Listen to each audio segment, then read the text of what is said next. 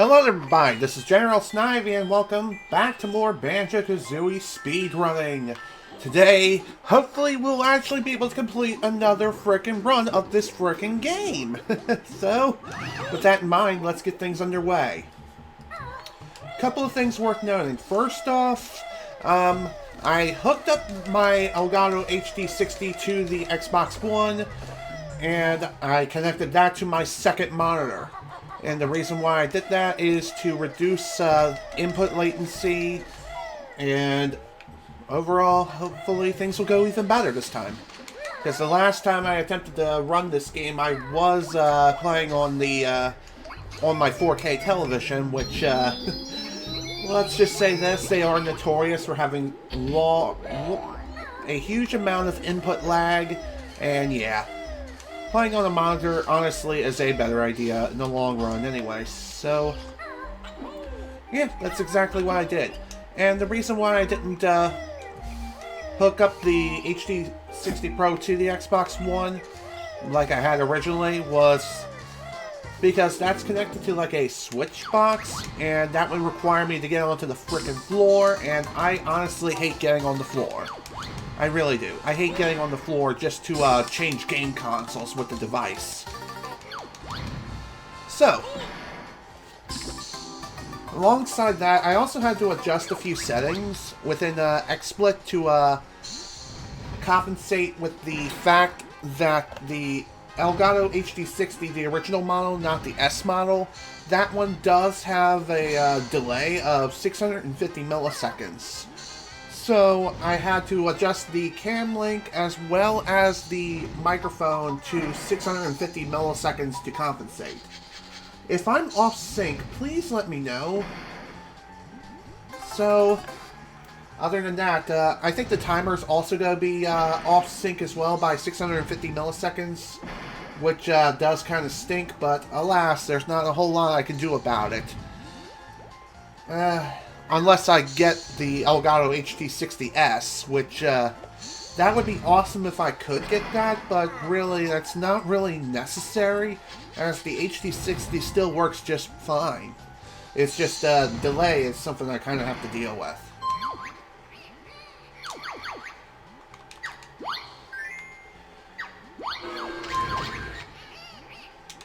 Another thing too, I kind of had to move my microphone in a bit of an awkward spot on my table, as if I would have left it on my desk, it would have been too close to my second monitor.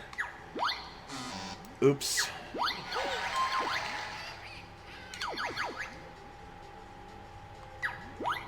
Okay. Odd how it came up as the same question.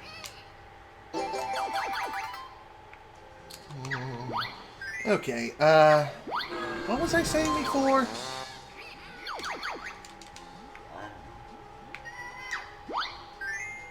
That was just a guess, I swear.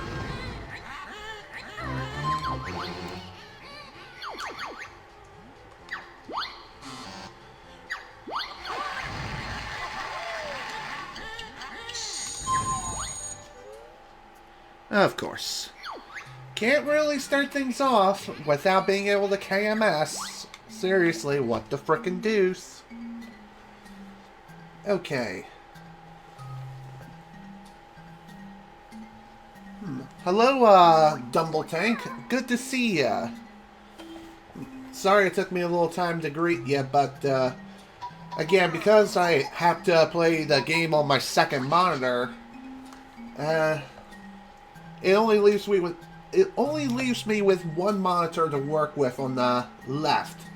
So, as a result, I kind of have to keep the webpage on the Banjo Kazooie helper site so that way I can use it for when I need it.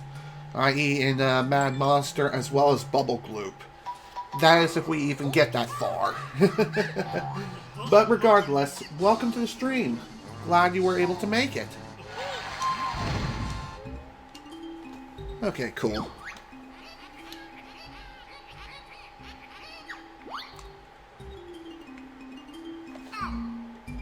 Ow, my back.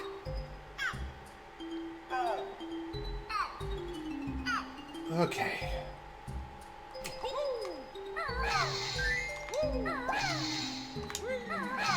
Stupid dead zone, I swear.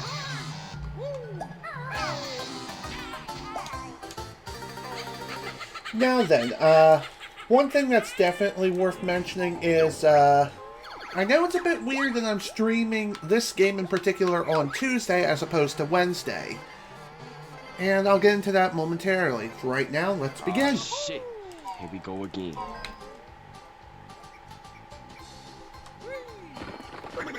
Okay, here we go.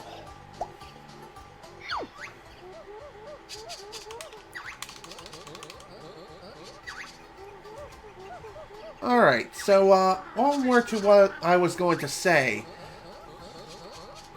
Tomorrow, I anticipate it's going to be a very hectic day, because I have to do something pretty big on Thursday with my mother. And I don't want to go into detail on what that is, because it's a bit too personal to talk about. But, regardless, something happened over the past week, more like 2 weeks ago now, rather. And so, we kind of have to get this taken care of as soon as we possibly can. So tomorrow is going to be more or less a preparation day for me, as well as my mother. And then Thursday is going to be the big day. As far as what that's going to be, again, like I said, I don't want to say because it's too personal.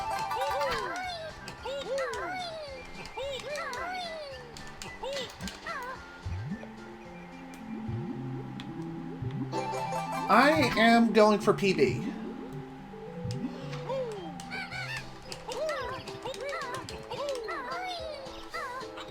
I am going for a new personal best, as I tend to do. That's too far to the right.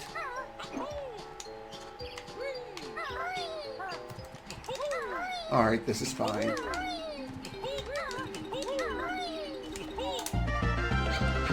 Okay, 155. Not too good, but that's okay. Like I said, we'll be good.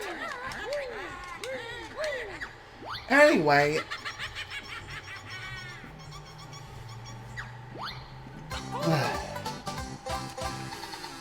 even though I am going for a new PB, this set of splits I have is kind of a new set of splits. Hence the reason why it's not comparing against my personal best. My personal best at this point in time is a 226.09.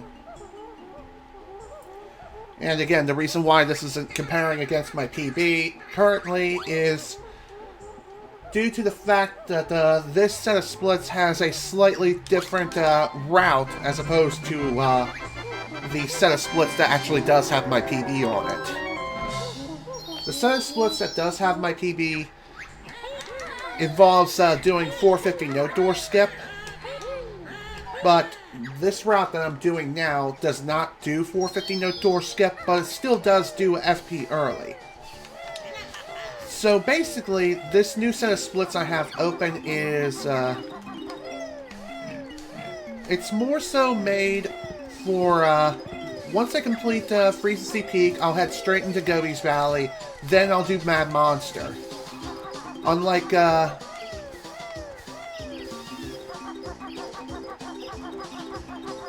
unlike in the 450 note door skip route, I don't do 450 note door skip just due to, and the reason why I chose to not do 450 note door skip is simply... Okay, I feel like I'm missing notes. God, I hope not. Guess we'll find out soon enough.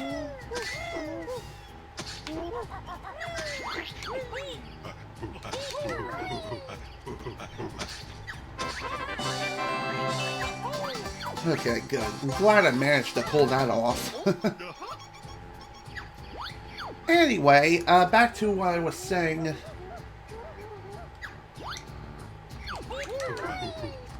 Oh yeah. I still need a lot more practice with consistency when it comes to FP early.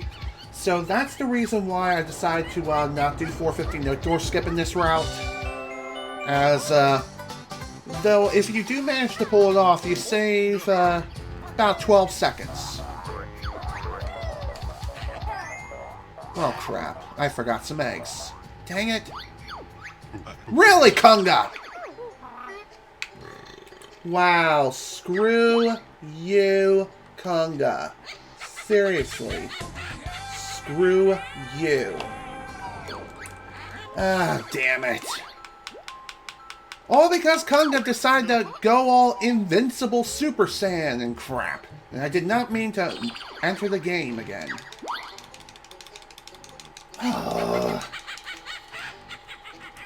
So stupid. Alright, let's get back to what I was saying before. I still need to work on consistency when it comes to FP early. And so that's the reason why I'm doing, I'm not doing 450 no door skip. It's a slight change to the advanced route, but that's about it. In return, though the route is slightly safer, you do lose 12 seconds in the long run, but really that's not that big of a deal. It really isn't that big of a deal.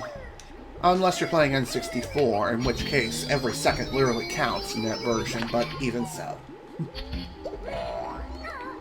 Okay. Let's go ahead and try this again.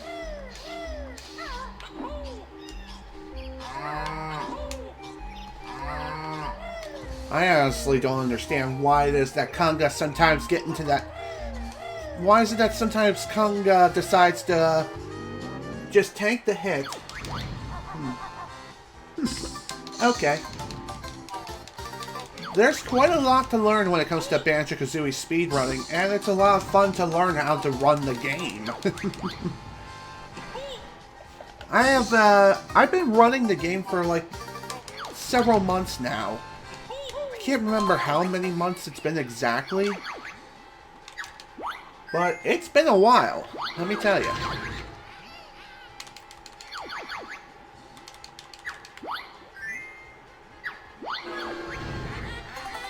It honestly feels really good to be able to nail,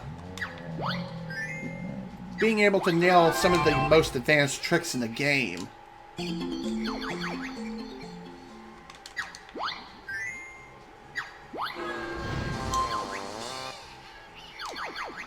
Okay.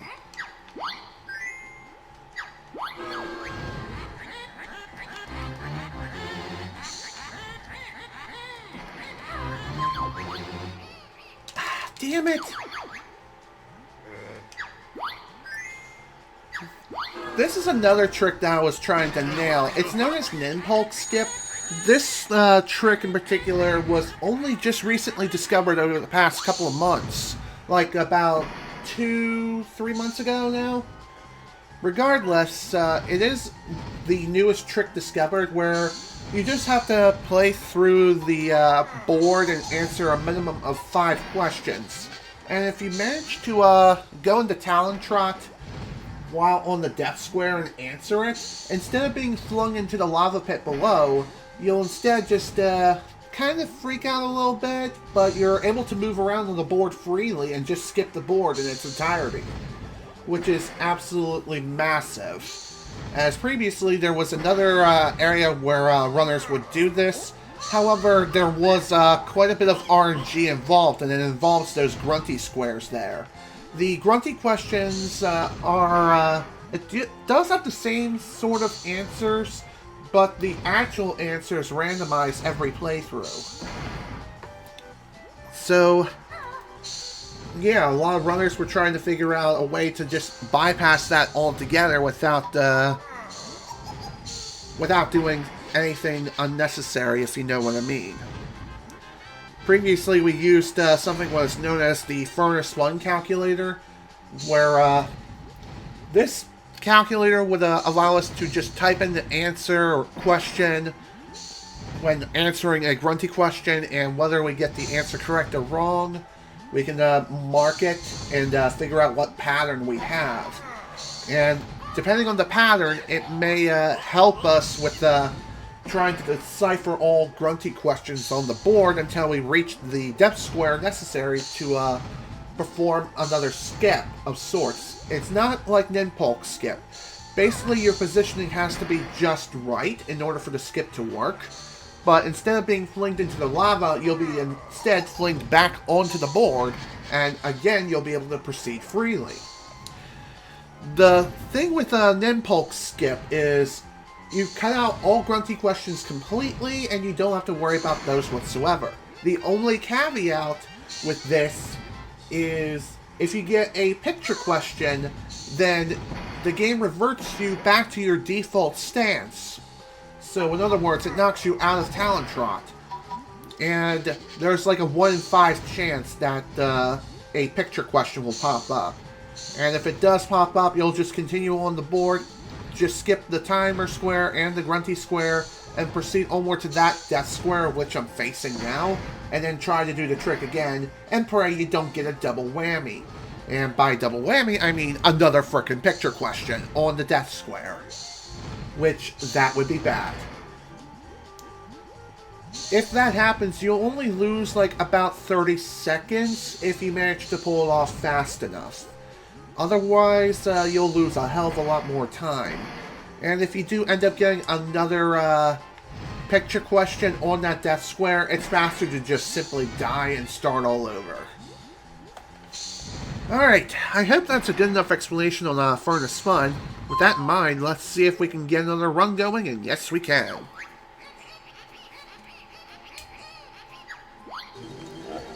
So, for every run that the runners do, this is known as Furnace Fun Moveset. Furnace Fun Moveset is a glitch of which allows you to transfer all moves that you've learned from the setup file and transfer them over to a new file. In the N64 release, runners would elect to learn all moves except for eggs and feathers. Oh shit. And the reason why they do that and just go and learn how to do the egg move as well as use feathers is because bottles will give you some additional ammunition and additional resources as well for learning the moves in the first place. So when you go to learn the egg shot, Bottles gives you 50 eggs, and for red feathers, he gives you 25 red feathers. And finally, gold feathers, he'll give you 5 gold feathers. However, in the Xbox version of the game, since you cannot skip messages with the button combination of L, R, and B, it takes far too long to just go to Bottles and learn the moves again. So, what Xbox runners tend to do is learn every single move in the game, including eggs and feathers. So as a result, they'll have the moves and they'll have access to them. However, they will have to go around the levels and collect loose eggs and feathers throughout the entire run. God damn it. I hate it when I do that.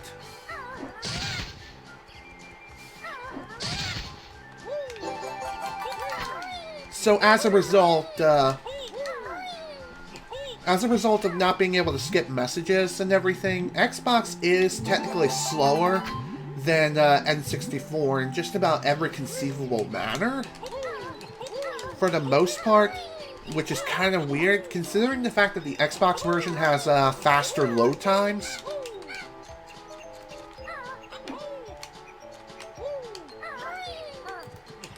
Xbox has faster load times and everything like that.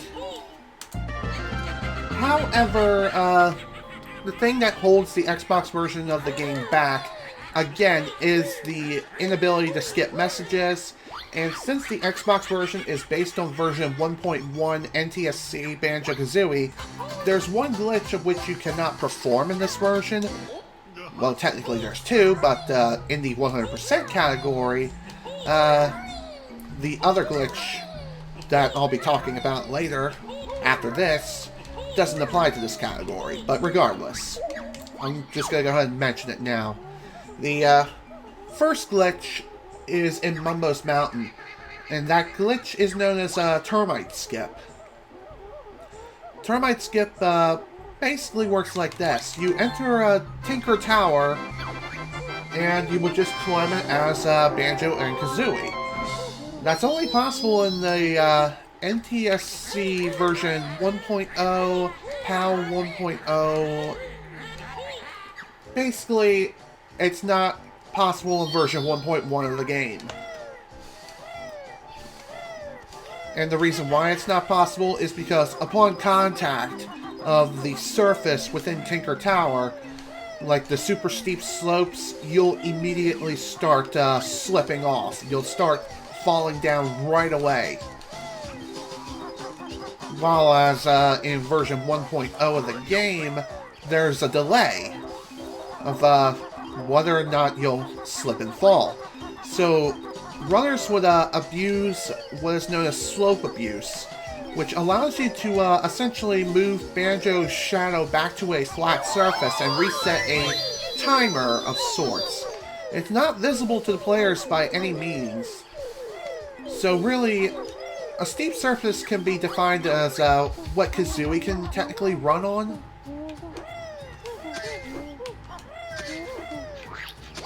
Plus some other surfaces of which are also considered very slippery as well. Those surfaces, you can perform slope abuse. The only exception, of course, are the ones in Tinker Tower in version 1.1, as well as the Xbox version of the game.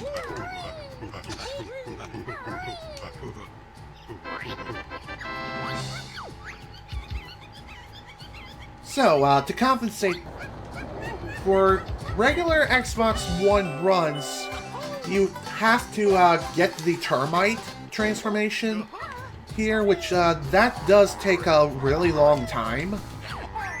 I mean, not the longest. Wait, what? How did that not hit? I get the fact that I hit his arm, but come on, man, that should have still hit him. Well, that was weird. Dang it, game. Why you have to be so mean to me?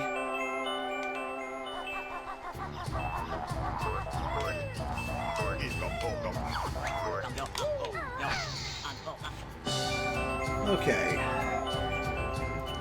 So as far as the actual advanced routing of this game on Xbox is concerned, there's a brother known as the 8-Bit Beast, who is the current world record holder when it comes to the Xbox category of this game in not only 100%, but also any percent.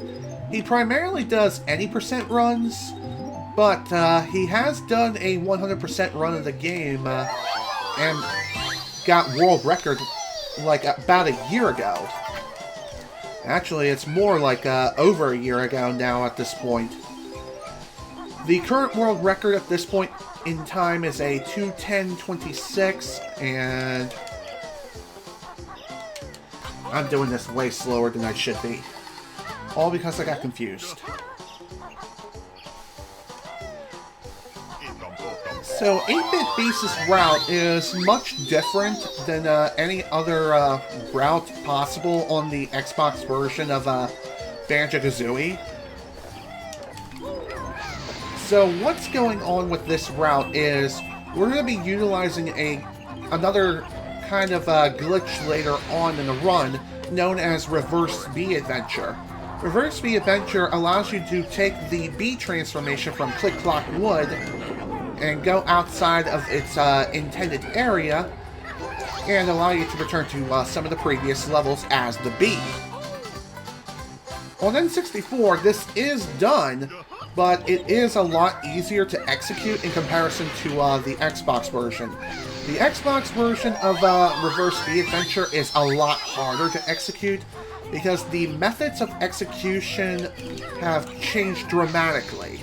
Well, okay, not dramatically in the sense of being OMG, like what the F is this, and has to be super complicated. There are several methods of Reverse B Adventure that have been discovered. From as far as I can tell, there are 3 methods of executing Reverse B Adventure that I know of.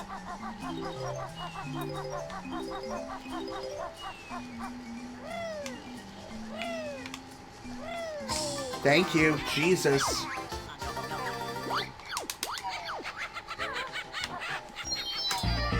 Okay. I'll get back to that reverse speed adventure discussion in a second. Right now, I'll go ahead and explain what I just did. What I just did is, it's known as Mumbo Text Skip. So how this works is, if you happen to die and during your death animation you happen to get within talking range of Mumbo, in other words, wake him up, while you're dying, you'll be able to skip his initial text and everything. And since you can't skip messages in this version of the game, you basically would want to skip Mumbo's initial text, because that takes forever. Like about 20 seconds or so. And so the next time we encounter Mumbo and be able to transform, the other part of his conversation will load and it will not take nearly as long. So that's pretty nice. In return, however, you do have to be kind of precise with how you die and everything. Where am I going? I am getting confused. Why am I getting confused? Probably because I'm talking and I'm trying to think of a million things all at once. Damn it! Alright, let's just concentrate on getting things done here.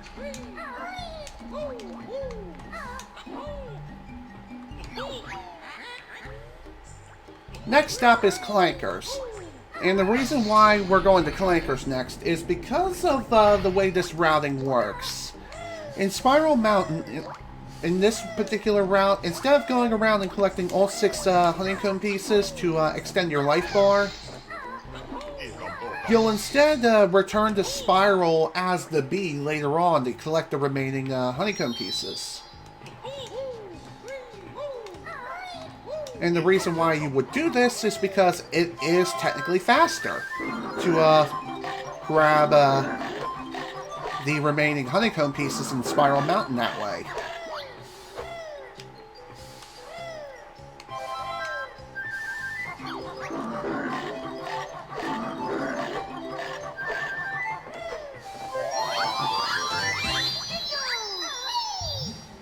I apologize if the monitor speakers are coming through my microphone.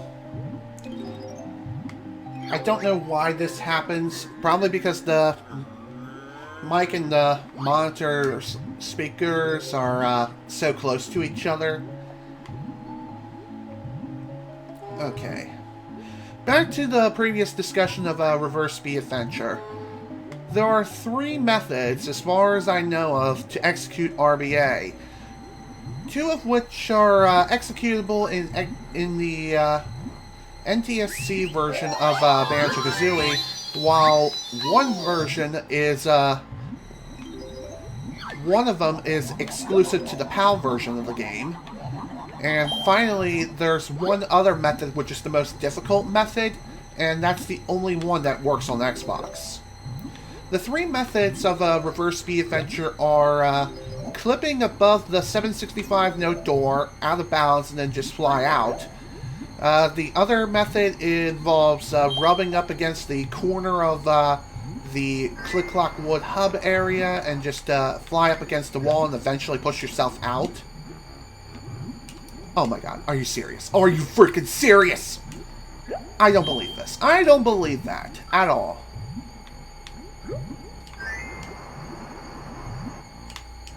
Okay, fuck this. I'm resetting. I made far too many mistakes. I made far too many mistakes in this in order to even continue. Far too many. I'm going way too slow, and that should not be happening at all. So, that's unfortunate. Here we go again.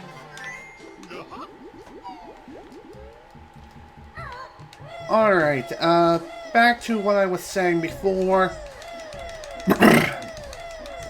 The final method of executing reverse speed adventure, which like I said, is the most difficult out of all three methods, and is the only one that works in the Xbox version of the game, is known as Cauldron RBA.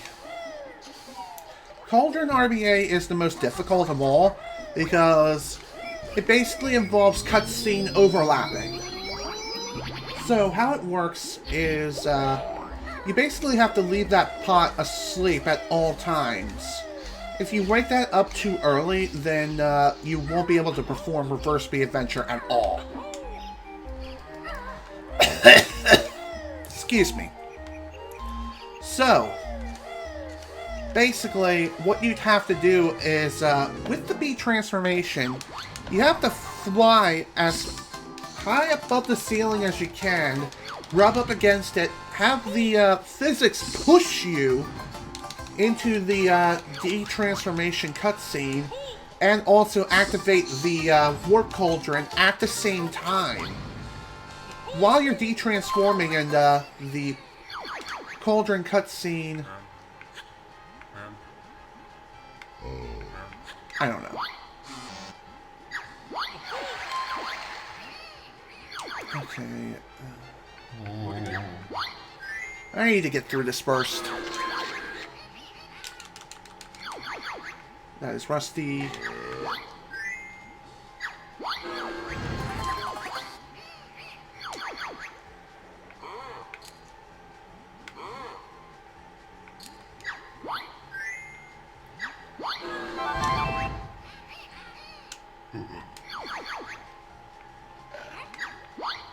Okay.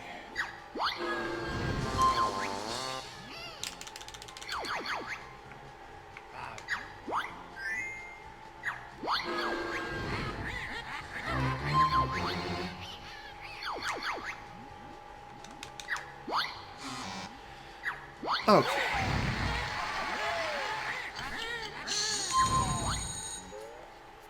Of course not. Alright, so back to the previous discussion. The reason why the third method of Reverse Speed Adventure is so damn difficult is because if you don't have enough momentum to push you forward enough, you won't be able to make it to the warp cauldron before you finish transforming. And you can't move while you're transforming back into the Baron Bird. So, again, if you manage to make it to the warp cauldron as the bee as you're de-transforming, you'll stay transformed, and the warp cauldron connection cutscene will overlap the de-transformation cutscene, allowing you to move as the bee and jump into the pot, allowing you to go through Grunty's lair as the bee. However, there are several spots of which you can end up de-transforming yourself, so those spots you have to avoid like the plague as much as possible. Oh, okay. I just saw your comment now, so I'm glad you're not getting any feedback between the monitor as well as my mic. Oh shit. Here we go again. Okay, let's try this again.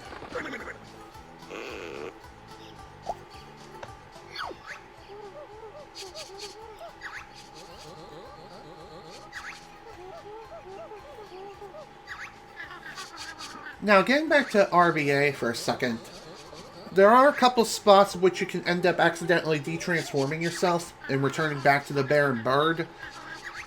And those spots are like the lower path of the Freezy Peak hub area tunnel thing. And there's also the little tunnel within that connects between the first part of Grunty's Lair and Mumbo's Mountain. However, the de-transformation spot, I think, is pretty close to the ground. So, all you really have to do is just hug the ceiling, and then you're fine. It's literally that easy. Other than that, though, that's basically RBA in a nutshell for the most part. In the 100% category, we begin RBA and then end it in Bubble Gloop Swamp. That's basically how it's supposed to go for the Advanced Runner category. However, there are other spots of which you could end RBA. And it really depends on how you route things and where you go throughout your entire run. So, for example, if you're just doing the levels in the intended order and you don't do FP early, Reverse Speed Adventure would basically just go back through the lair and collect some of the lair jiggies. And then afterwards, you would just return to the Click Clock Wood hub area, de-transform, and then head into Furnace 1. Just like that. That easy. Just, again, the hardest part of RBA is just getting it started.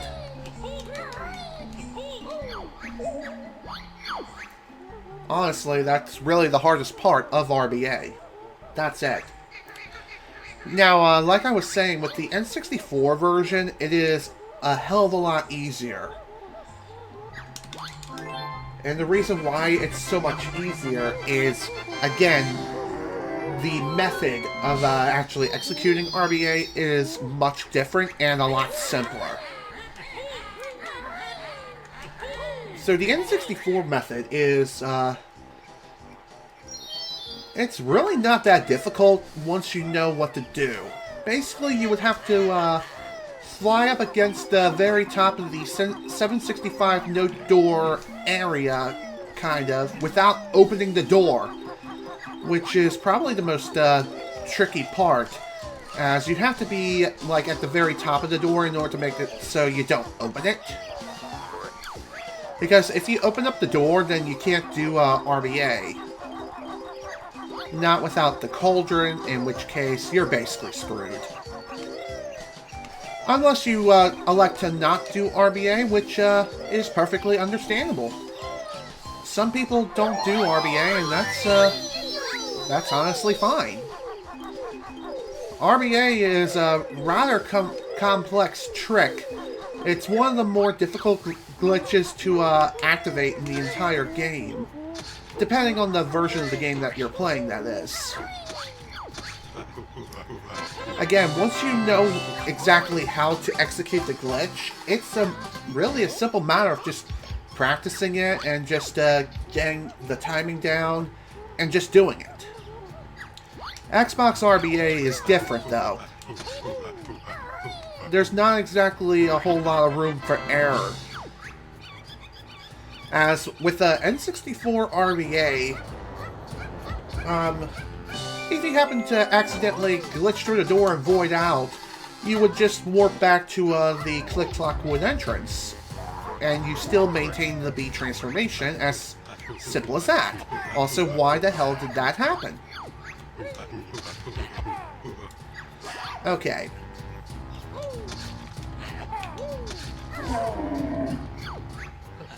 So, anyway...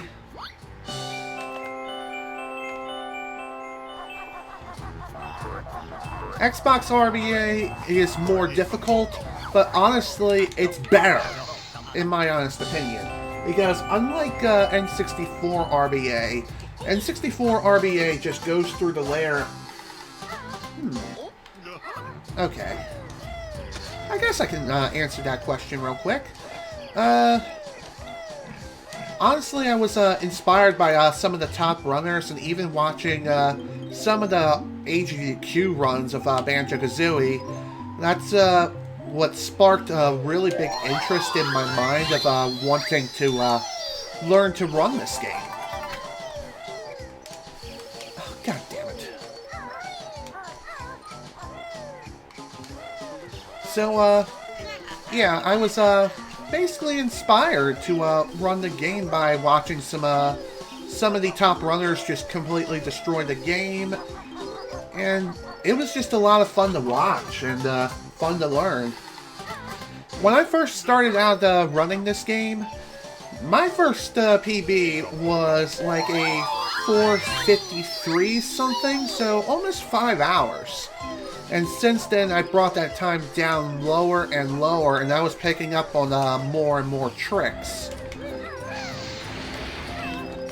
Eventually, I've learned how to do FP early, which is something I really still need to work on, especially with consistency.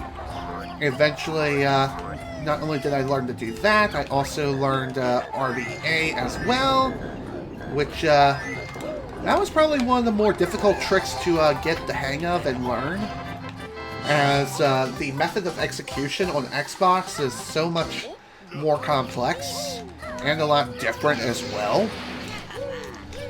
But honestly, out of all the tricks that are in the entire game that you can learn while trying to run the game, is definitely FP early. There's also one other trick that I've not yet learned, but this trick is not, it's not useful in any way whatsoever for the 100% category. It's only useful for any percent. That is known as Door of Grunty Skip, aka Dog. Oh, thank God. So, how Dog works, you basically have to perform a very quick series of actions and just jump out of bounds after a certain number of Kazooie cluck noises while in Talon Trot, and then quickly jump back inbounds behind the door. The glitch is not possible to do on the Xbox version of the game. I know, because 8-Bit Beast himself said that it was not possible. He tried to do it several times. He tried to do it for like 3 hours straight, as far as I'm aware. Like 3 hours of constantly trying to do Dog, aka Door of Grunty Skip, and again, it's just not possible to do on Xbox due to several factors. Banjo Kazooie on N64 is notorious for its lag. To compensate for the amount of lag that is present in the original release, Banjo can move slightly faster whenever the game is lagging, up to 1.5 times his regular normal moving speed. But if the frame rate drops below 20 FPS, then Banjo will not be able to go that much faster, and you'll start losing time. And there are several areas where it is going to drop below 20 FPS. Most notorious places are Freezy Peak, Treasure Trove Cove, and I believe some parts of Rusty Bucket Bay are a few other examples. Gobi's Valley may also be kind of notorious in this regard, with a few places, though I'm not 100% sure.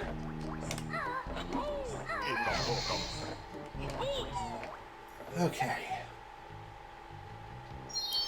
In the Xbox version of the game, obviously this lag issue no longer exists. There's no longer any sort of lag to worry about whatsoever, and the game runs a hell of a lot smoother. It is a smooth locked 30 FPS at all times. Not a single time do I know that the frame rate ever drops. It never drops a frame ever. So, that is a pretty big advantage when it comes to the Xbox version of the game, but again, it is still technically slower overall because of the inability to skip messages. There are some messages you could skip by pushing the B button or the X button on Xbox, but again, most conversations can be skipped with the button combination of L, R, and B on the N64 release. And technically speaking, since the L button is not mapped to the Xbox controller in any way, left bumper functions just like right bumper does. So, yeah. it has the same exact function, so as a result, there's no L button on Xbox for whatever reason. Kind of wish they would program the L button to be left bumper. That would make the most sense. But, alas, can't be helped.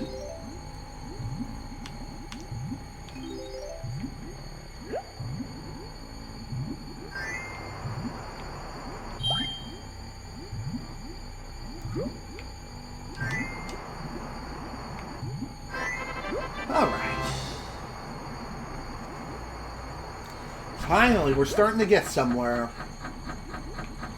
Also, you may have noticed on my splits, some of the locations I have listed, such as Spiral Mountain and Mumbos Mountain, are listed as Part 1.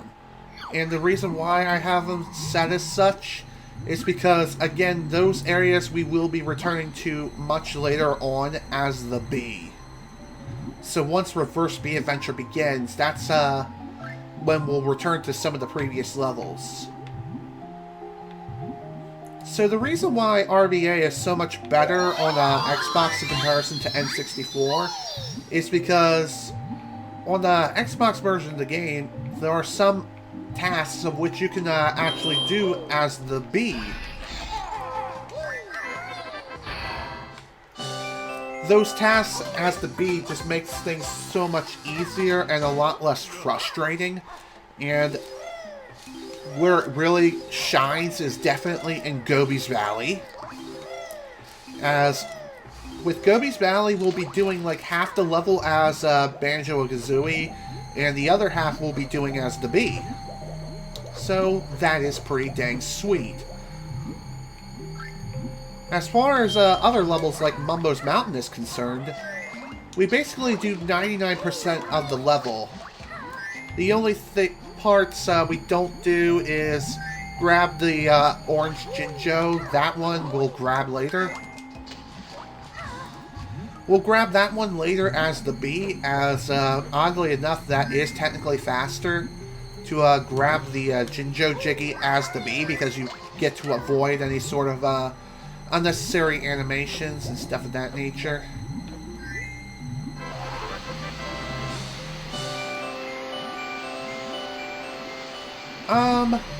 Yeah, there are still some RNG spots in the game. However, most of the RNG basically has been dealt with the discovery of Ninpulk Skip, but there are still, there is still one spot in particular that has some serious RNG elements. And that spot is the Mr. Vile minigame in Bubble Gloop Swamp. So what I mean by that is, throughout the course of the minigame,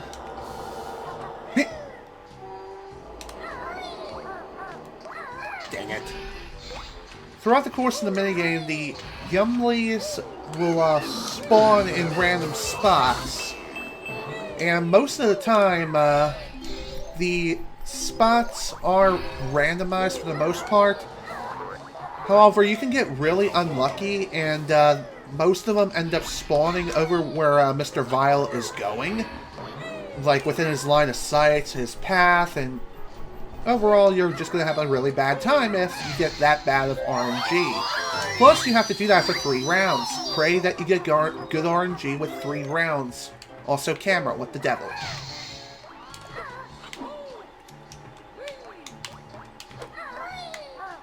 Screw it. Still need to work on that trick in particular. Okay. What I was trying to do there is, there's a way you can bear punch and do a high jump, grab the empty honeycomb piece, and jump back on top of the ventilation shaft. It's a very difficult trick to nail, and it only saves a little bit of time.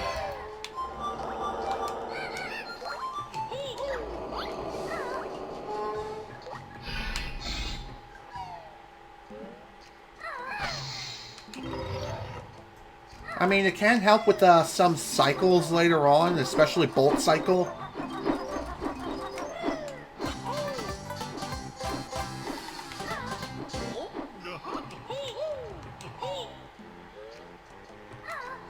Alright.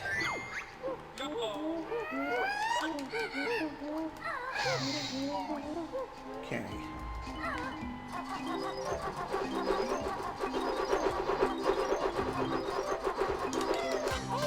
There we go.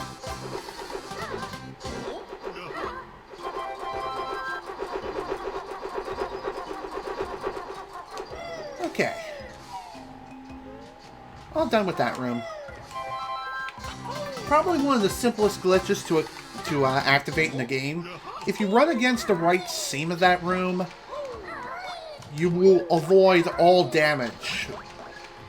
You can go as fast or as slow as you'd like throughout the entire room, and as long as you stick to the right seam, you won't take any damage. For the most part. There may be some exceptions. Sometimes the glitch will not work for whatever reason. I don't know why that happens, but sometimes it does, and that's really annoying. And it's also really frustrating, too, because it's an area where you can very easily end up getting yourself killed. And dying in this game is not something you'd want to happen. Even in the Xbox version of the game, the Xbox version is a lot more forgiving in the regard of dying. Because in the N64 release of this game, if you end up dying at any point, if you didn't collect all 100 notes, then all the notes just end up resetting, along with all the Jinjos as well. That's another very big problem in the N64 release. Notes and Jinjos reset. But in the Xbox version, they did away with the whole high note score system, and instead, if you collect something, it stays collected.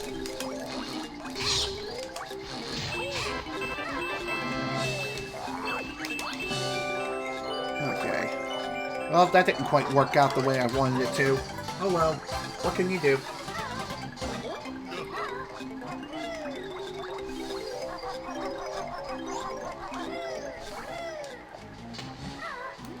Alright. Overall, that was a pretty good clankers, despite a couple of little mistakes that were made here and there, but that's really about it. So, that's pretty nice.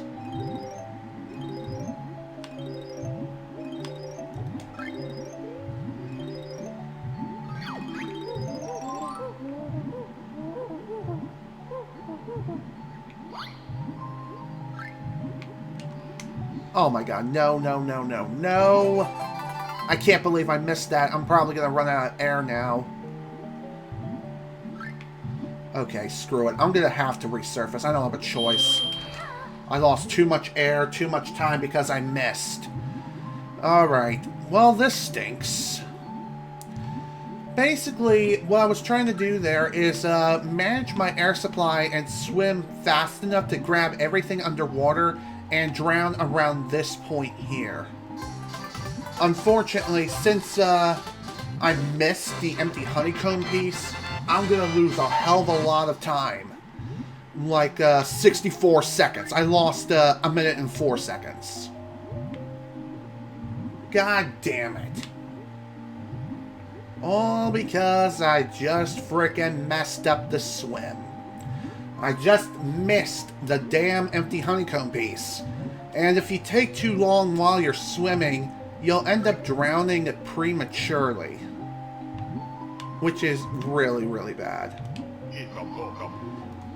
So, hopefully I'll be able to compensate for all that lost time.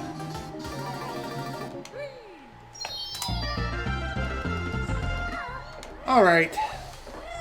Well, it's funny how I said that was a pretty good clankers, and then it turned out to be the worst clankers ever. Dang it! I really shouldn't say anything positive about a level until I get done. Plain and simple.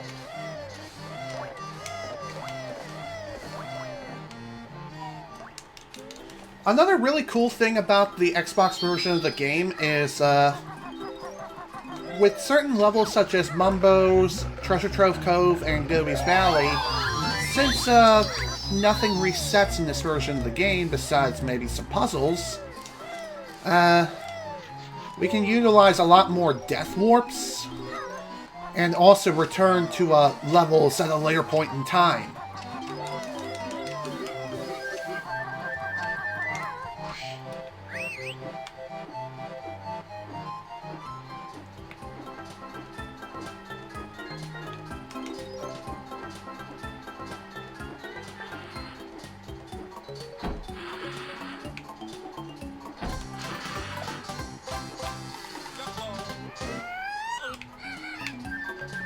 Perfect landing.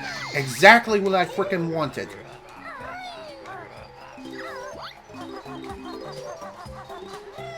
That was probably the best first flight I've ever had when it came to that particular challenge.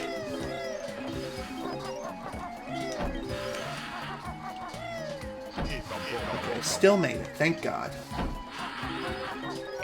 Damn it! These railings also suck. And the reason why they suck is because they're incredibly finicky of whether or not they'll let you on. Like, sometimes they'll let you on, and other times they won't. It really depends on how they're feeling. And it's even worse on N64 due to the high amount of lag and the lack of analog camera controls.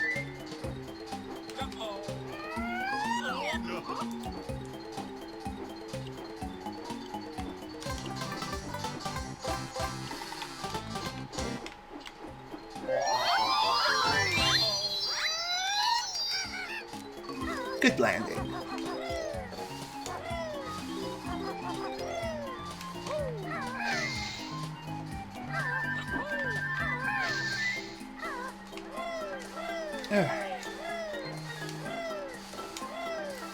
Let's continue on.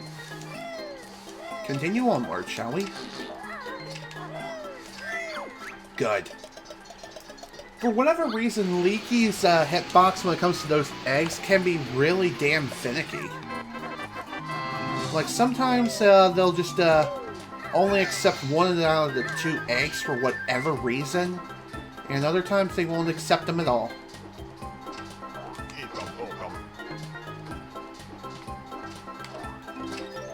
Oh, god damn it. This is a bad third and final flight. Okay, that works. That's fine too.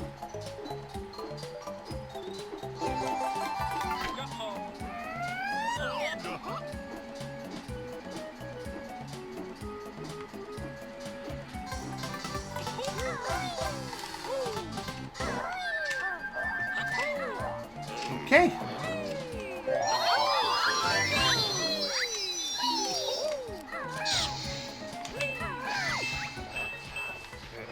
What the? Sound just cut out for Kazooie for whatever reason.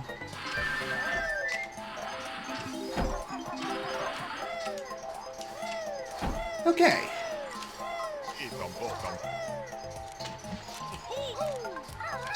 We still have a little bit of a ways to go when it comes to this level. And it does suck that I am on full health. Thank you. And, welcome to the stream. Dang it, man!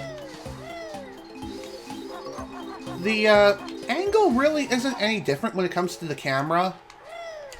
I'm just sitting in a different position because of, the fact that I have my monitors set up, like, right next to each other. Because of that, I can, focus my attention between one monitor and another relatively quickly, and I don't have to face sideways.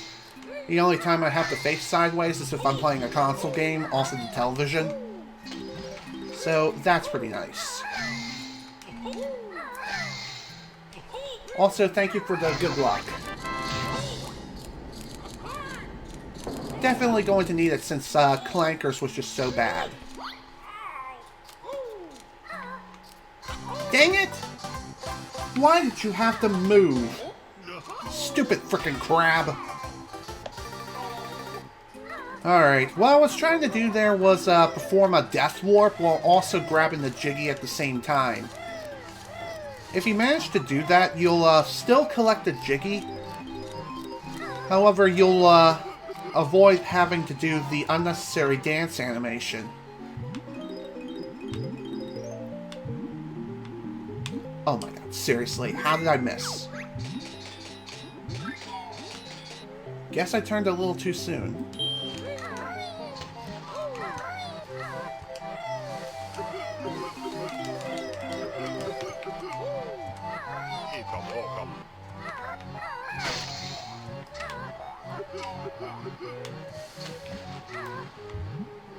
Okay.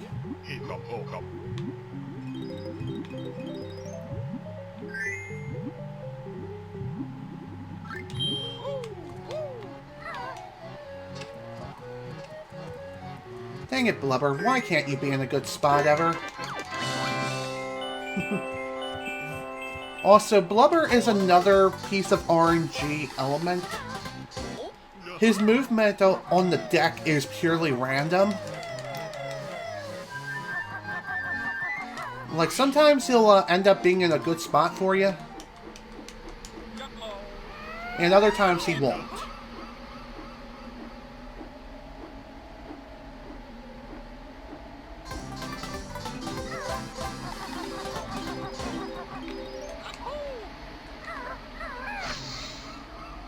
Right.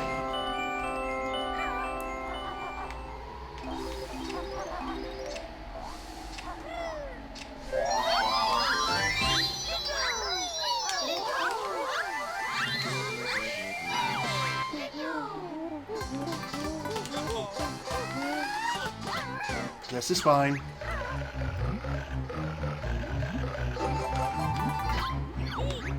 Dang it, Snacker.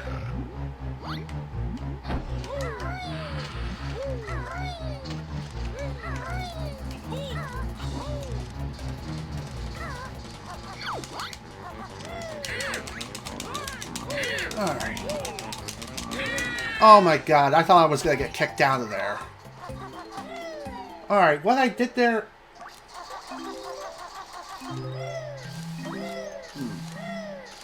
Oh shoot, I missed a note. There we go, that's better. Over here, crabs. Thank you. Good God.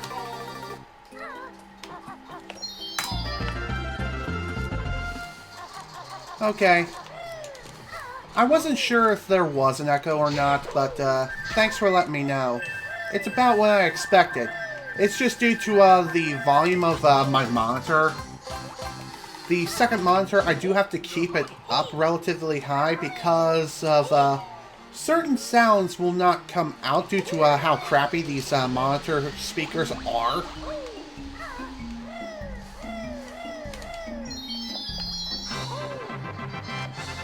I tried to move my microphone a little further away from the monitor so that way this doesn't occur, but I guess that's just not going to happen.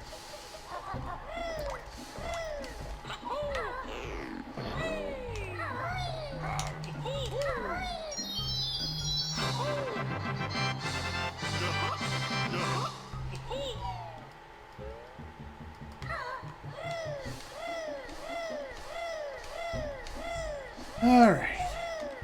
Here we go. The hardest part of the run.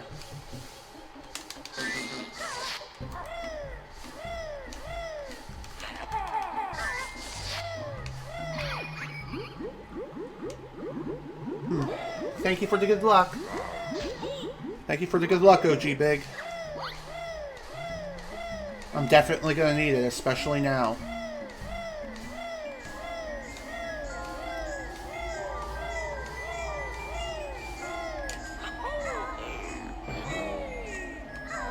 Are you kidding me?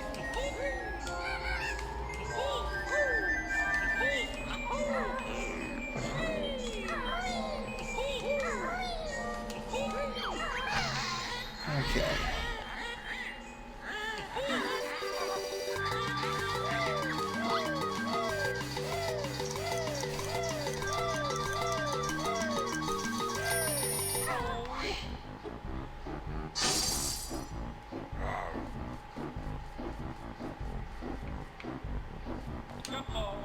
Damn it!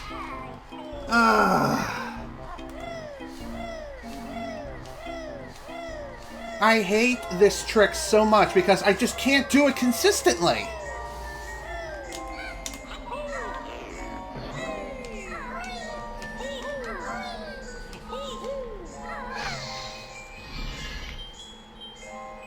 Oh, didn't go down enough?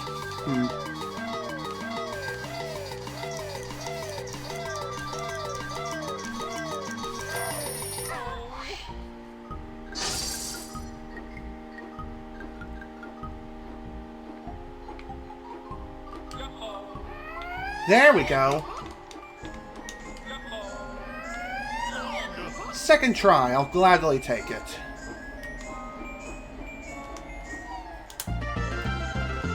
Here we go. I don't blame you for scrapping this trick. It is a really damn difficult trick, and it requires a ton of practice, especially if you're trying to nail it on a consistent basis.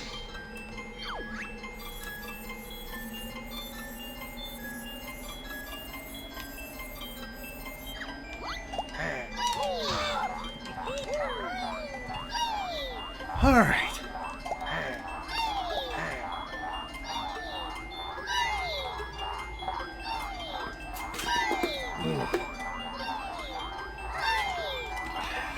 I'm glad that second attempt was perfect. Funny thing is, when it came to that skip, I've been trying to practice that for like about half an hour before I started today's stream. What's funny is, when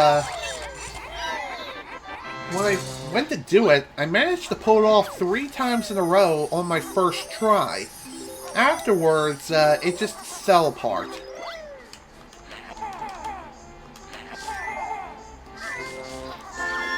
Oh dear. Can't believe I'm on fumes when it comes to eggs. Oh well.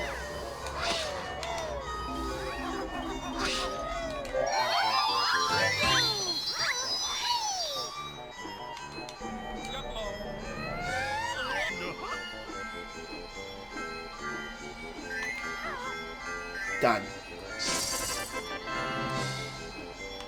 Mm-hmm.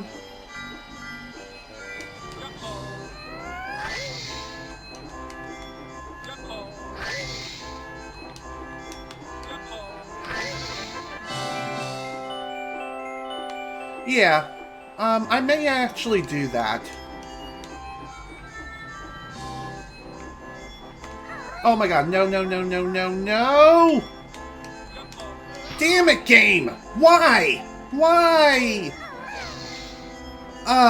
Guess I'll grab that jiggy later. Hell, I can't even do the boggy one now. Jesus flip.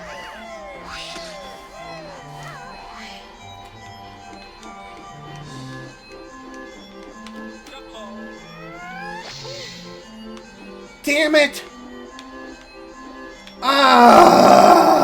Why? Well, run's dead. The run is definitely dead. It is just goddamn dead. Just ran out of goddamn fucking resources. Ran out of feathers. Ran out of everything.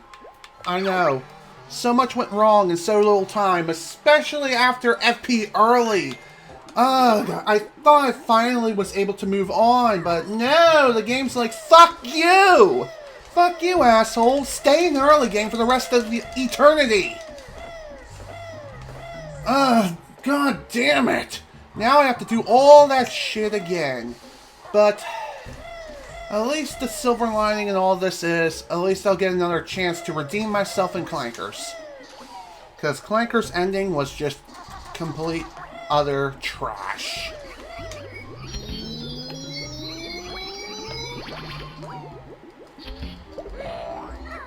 Again, if I didn't crash into that frickin' bowl, I would have had enough height to make it. Probably should have just grabbed the feathers on the ramp too. That's interesting. It's quite a lot of fun to watch. Even watching people speedrun the game is a lot of fun to do.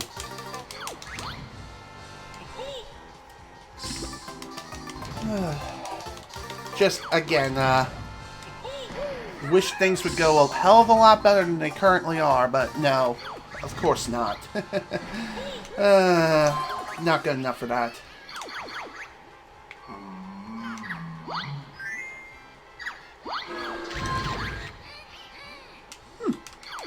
Wow. 16 months old. And I have to agree, the game is a very colorful one. Definitely one of the most colorful games that there is.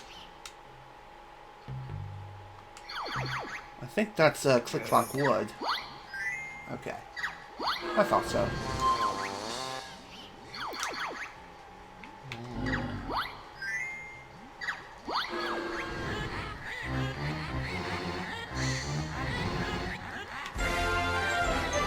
Oh, hello, we have a new follower, Sean PRK7. Thank you so much for the follow, dude. Hope you enjoy your stay here.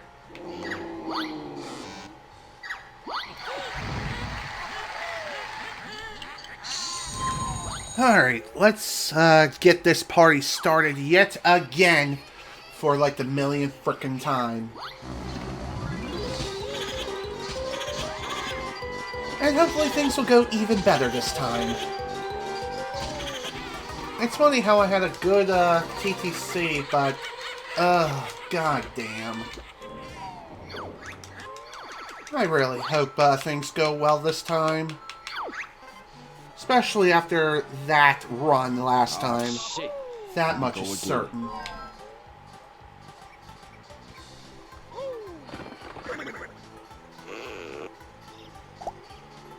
Oh, Shawario. Okay. I had no idea you had multiple backup accounts. I mean, I guess it makes sense. But even so. Did you lose access to your main account again? Excuse me. Oh, felt like I had snot getting ready to shoot out of my frickin' nose.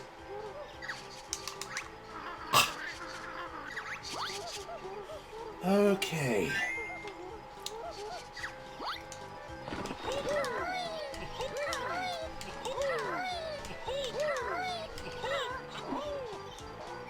Oh my god, come on, get up there, please. Thank you.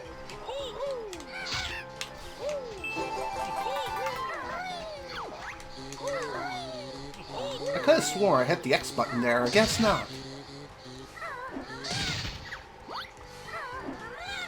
How did that miss? How the hell did that frickin' miss?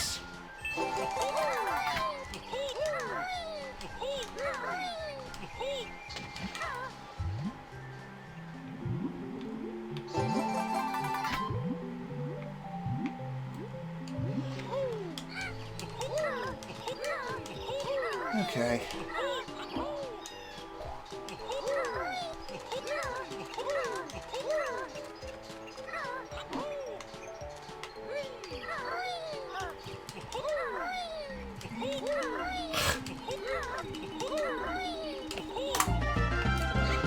Okay.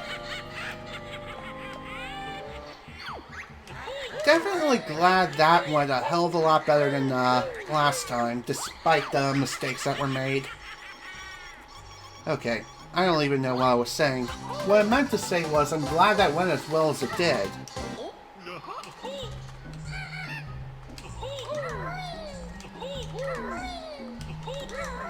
Alright, let's get this party started again. This one will definitely be the one, I swear. Watch as I say that, and then it falls apart immediately. I probably shouldn't say much of anything at all until we get out of Freezy Peak. We'll see.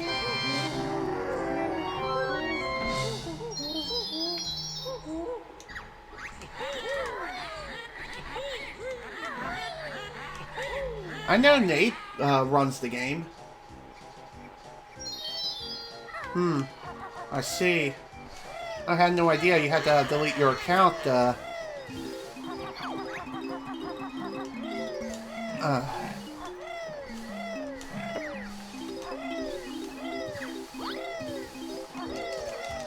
Okay. Come on, really? Get in there, please. Jesus.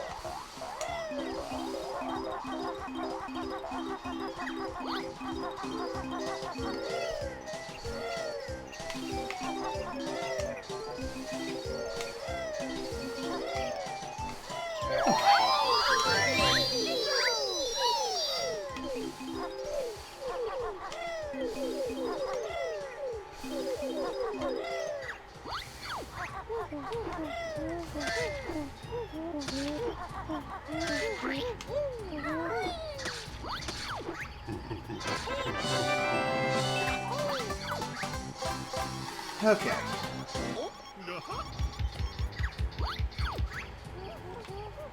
Please be good to me, Conga. I really need a good battle with you.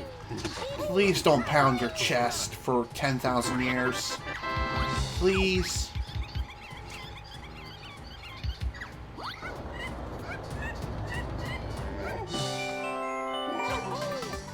Okay. Moment of truth, here we go.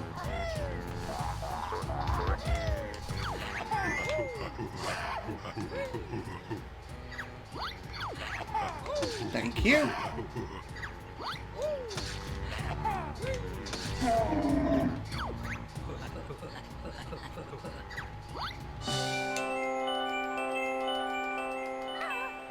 Alright. Missed 2 eggs. Whatever, not a big deal. We'll just deal with it as we come across it.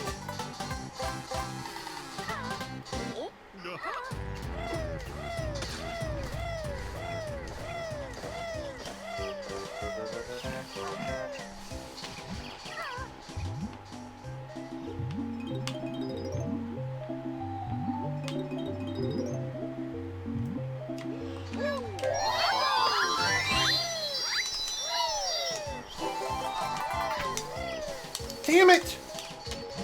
Really, game? Really? Had to take away my freaking A input for no reason. Again. I seriously don't understand this game sometimes, I swear.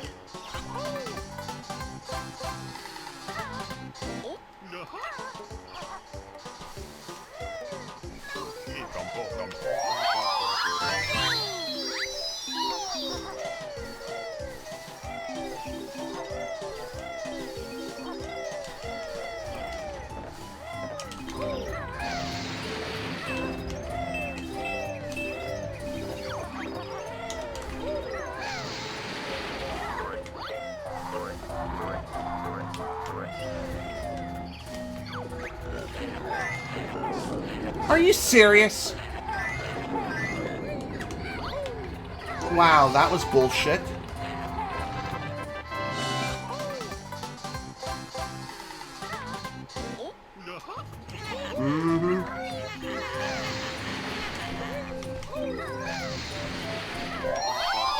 Not sure why that's the case, how certain spots in the cliff are insta-slides.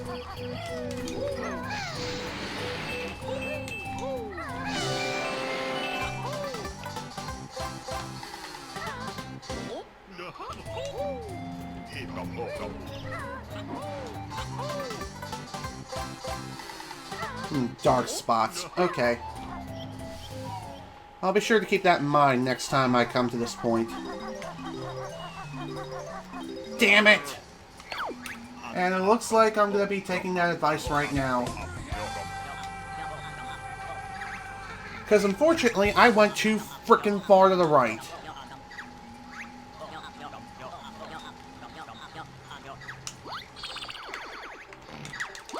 Well, looks like we're going to be doing everything all goddamn over again. Looks like today's gonna be another one of these frickin' days where I'm stuck in early game for like 10 million years.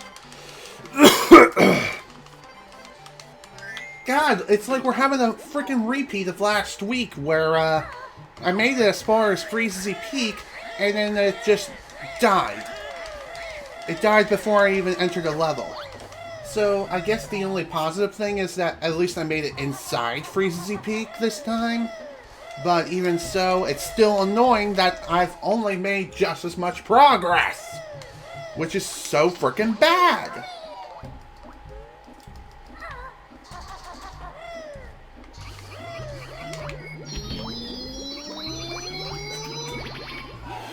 I don't understand the turning angles sometimes with Kazooie. Like, sometimes she can turn super sharply, and other times she's like a tractor trailer.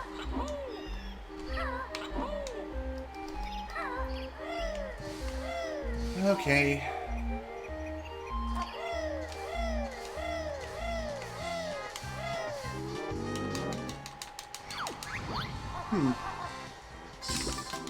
Okay. Do whatever you feel like, dude.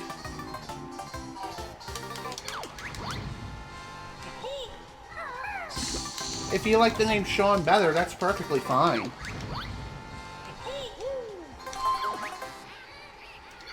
First note door is 50.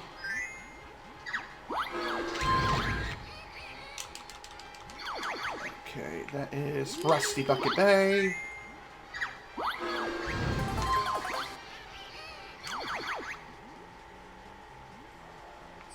Four lifeboats.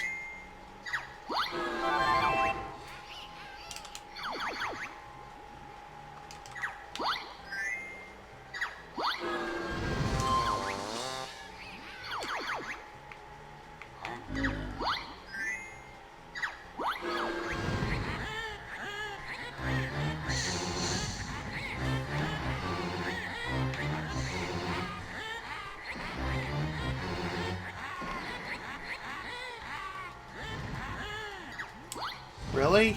Come on.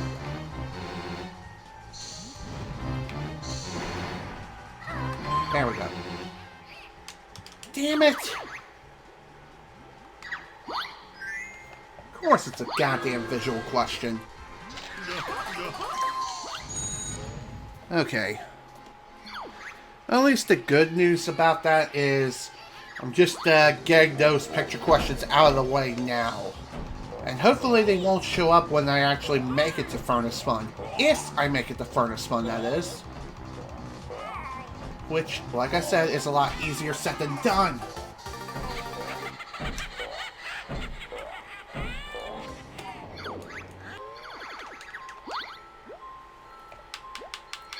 Alright, let's go. Again. Shit. Here we go again.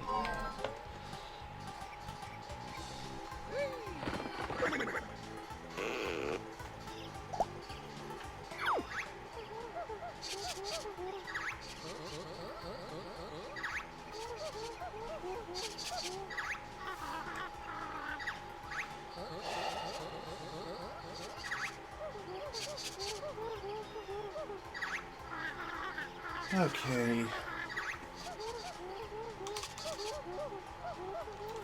Here's hoping this run will actually be the one. We will most definitely see.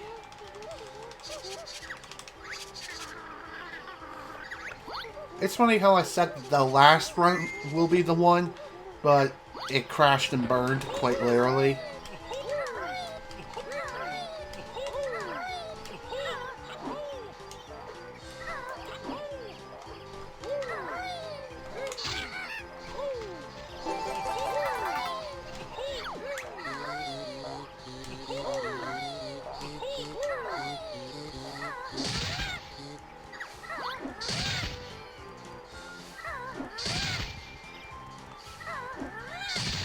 I swear to God. I thought I was going to miss that for sure.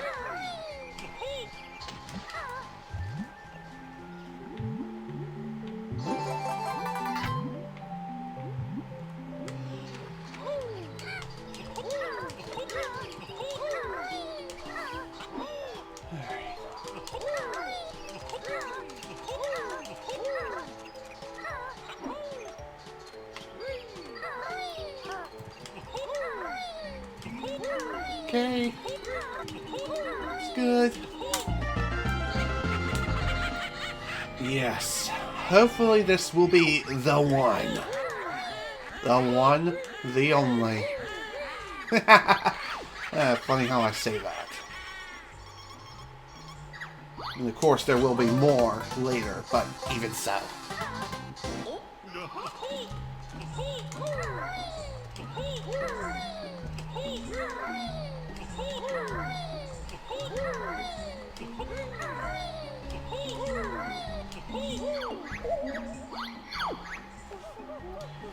Okay, let's give this another go.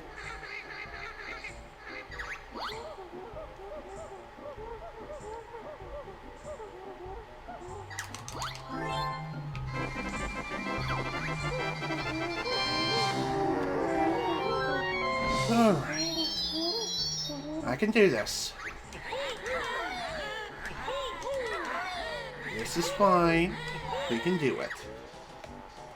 We can do it! Because we are a dolphin!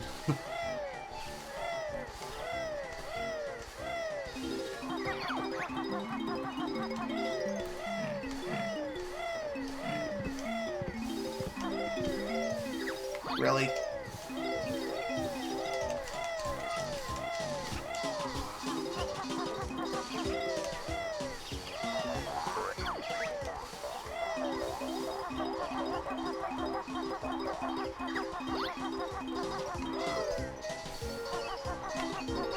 Really? How did I miss that?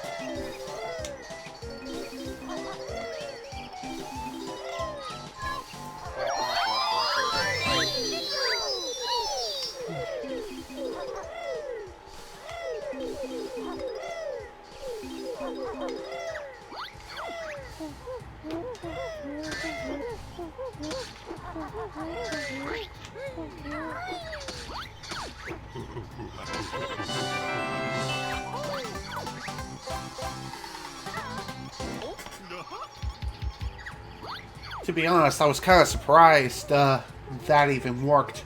I thought that was just going to be out of the hitbox's zone. Excuse me.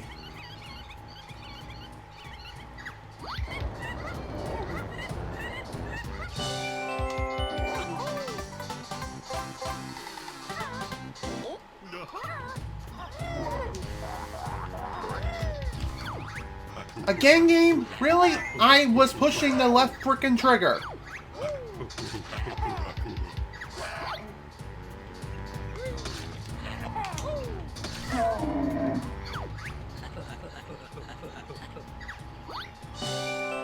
I absolutely hate that.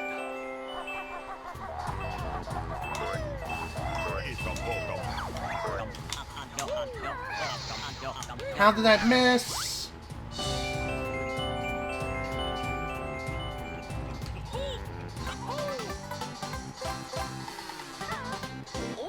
Man.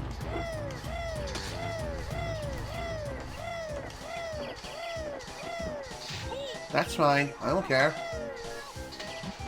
Just makes things that much easier later.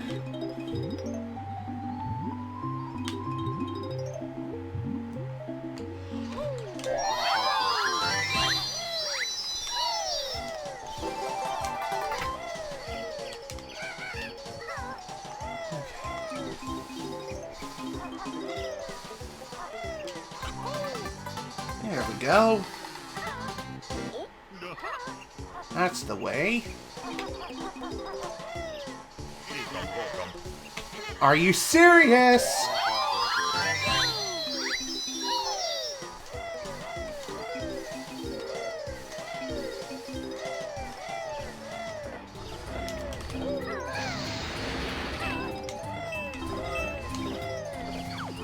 How?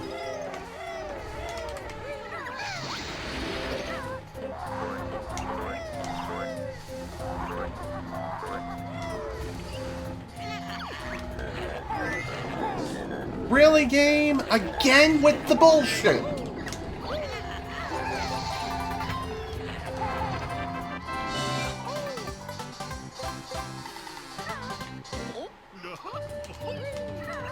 Yes, I did manage to pull off cliff jumps.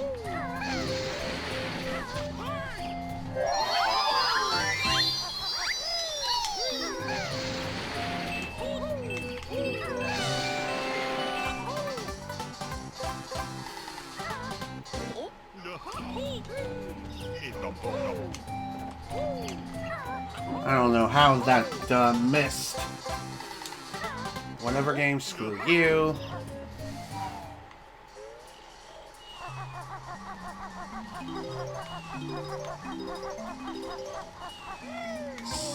Thank you.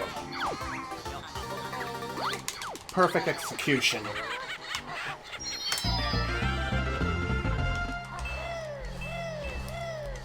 Alright. Glad that's done. Let's head on off to Clankers next.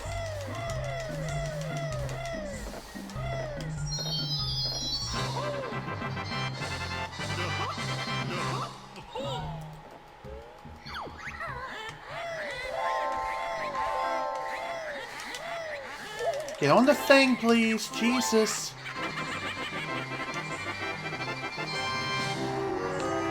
God, why am I randomly missing frickin' easy things? I don't get it.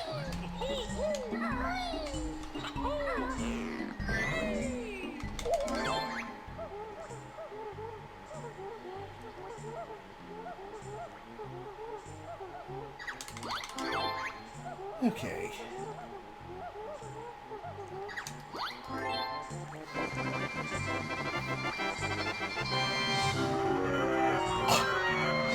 Excuse me again.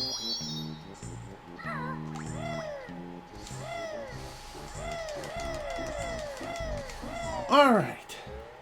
Let's give Clankers another go. I'm sure this time things will go even more swimmingly than last time.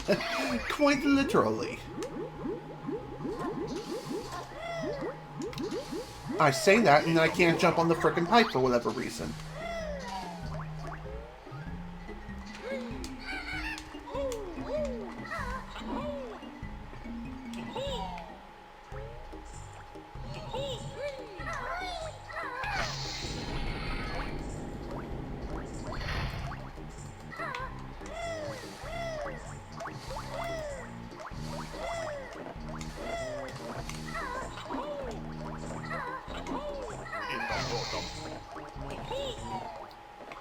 Okay, here we go.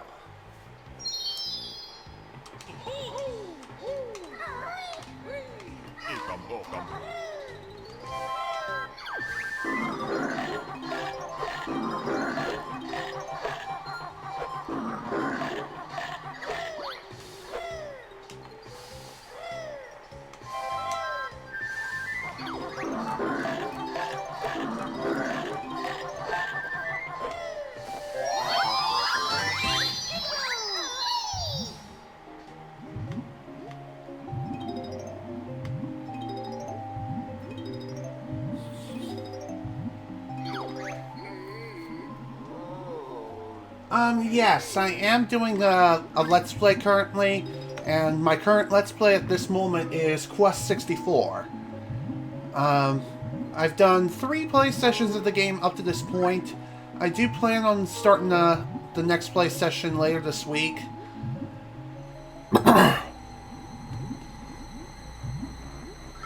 I do plan on possibly doing it Friday, but then again, my current plans may prevent me from doing so. But I'm kind of playing it by ear at this moment to see what happens.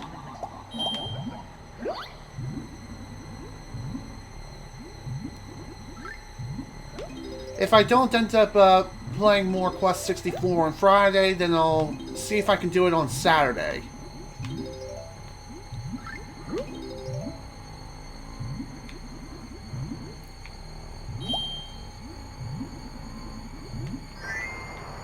Come on, Gloop. Don't hold out on me, you jerk.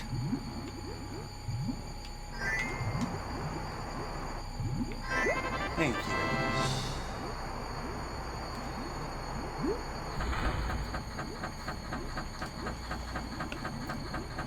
Alright. Had a pretty good bloop cycle. Let's see if Clankers will be any better. And by Clanker, I mean, obviously, him himself. Maybe I'll be able to make him within the first cycle. Who knows? Usually takes me at least 2. Regardless of what happens, I'll take it.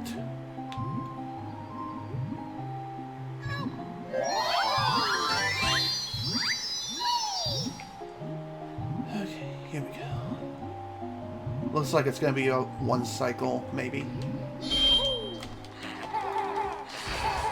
Nope! Of course not! And I wasted 5 eggs as a result. How did that miss? Okay. Fuck you, game.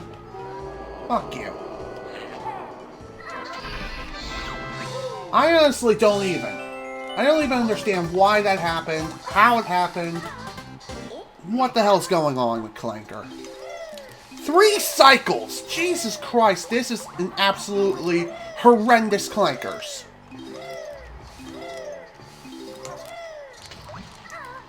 God, this is about as bad as last time I was here. Jesus. Definitely gonna be at least a 20-30 by the time we get done.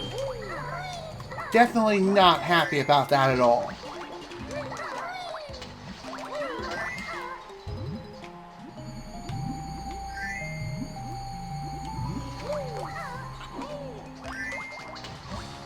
And that's going to be a 19.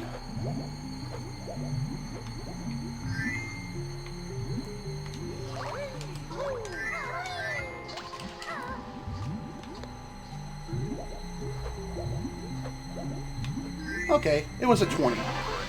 At least I exceeded my own expectations somehow.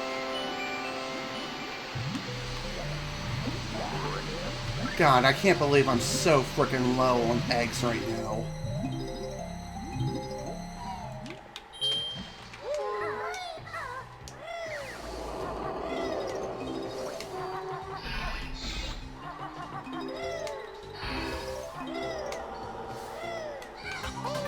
Definitely going to have to pick up some additional eggs throughout the entirety of this level here, which is not going to be easy.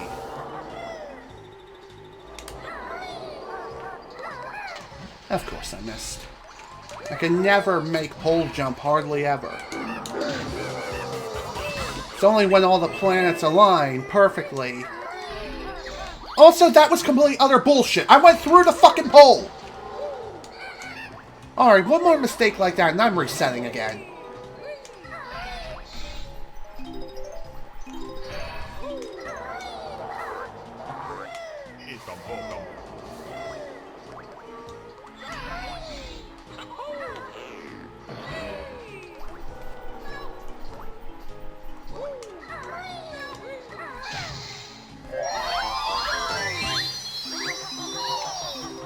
And again, just going through notes without collecting them. That's bad. As well as this positioning.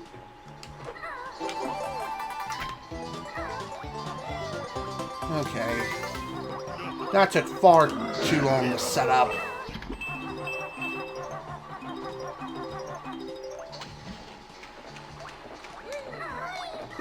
Definitely not going to be making fast cycle. Get on the pipe! I hate that shit. I mashed the shit out of A, and nothing happens until like 5 seconds later. Like, what the actual hell?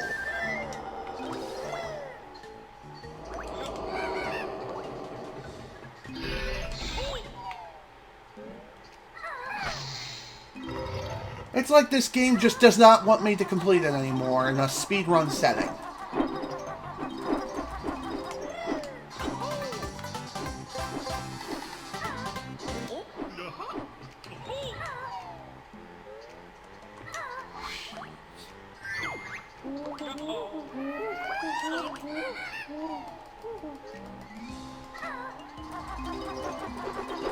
Watch, I'll get hit at least 2 or 3 times from here. I say as I do it perfectly.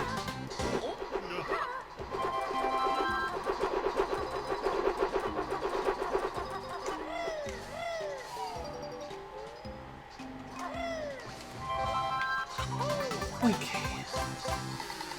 Let's give this, let's keep on going.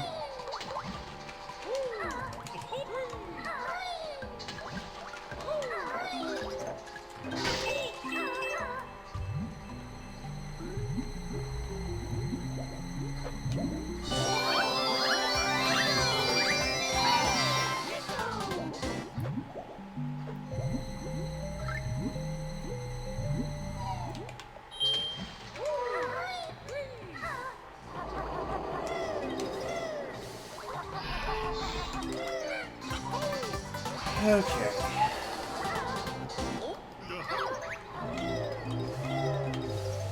Good.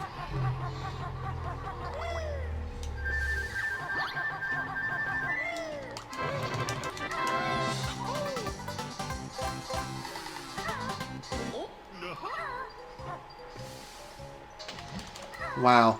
No quick dive there whatsoever. God damn it. Probably because I dropped from way too high up. I don't know.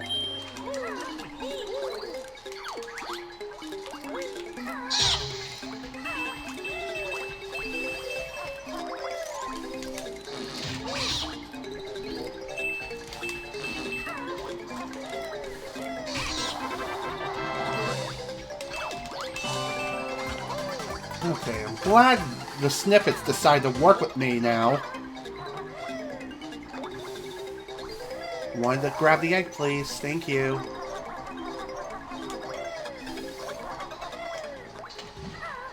Alright, let's see if we can pull off this swim without failing miserably. Please.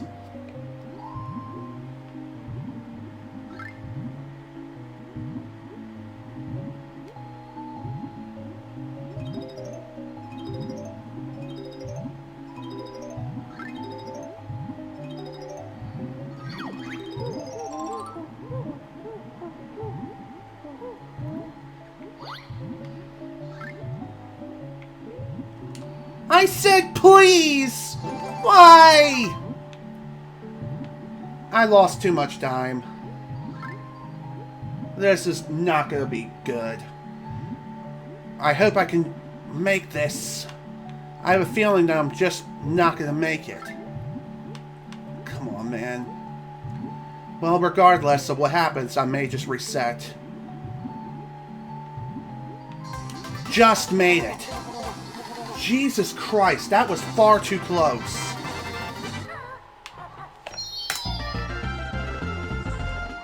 Okay. Good news is the run is still going. Still going on somehow. Clutched indeed.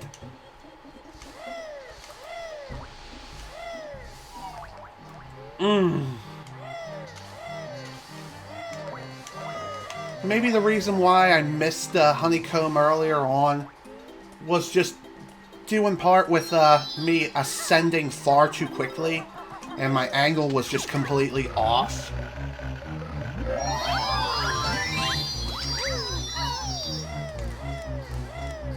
It could be possible that's the case.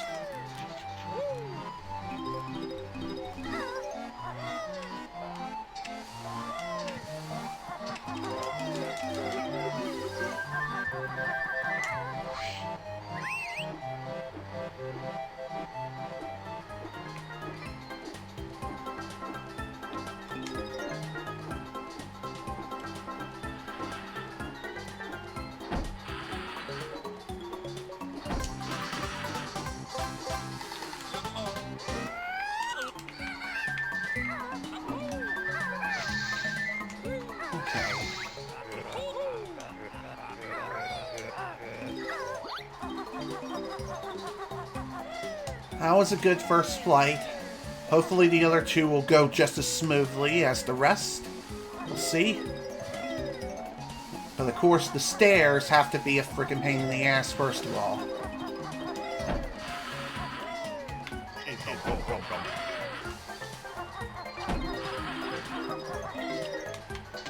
Whatever. Screw you, game.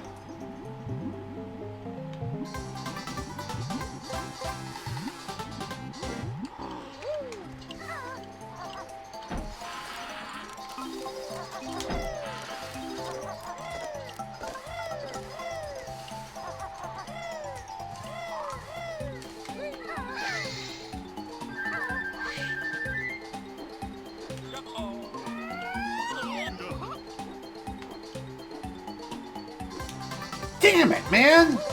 Well, the second flight was unfortunately a failure, so now I kind of have to do a backup strat.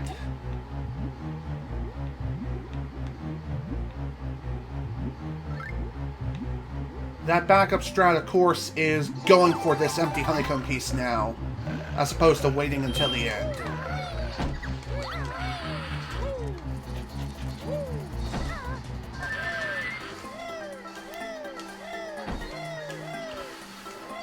Oh, God, that is such a big time loss, too.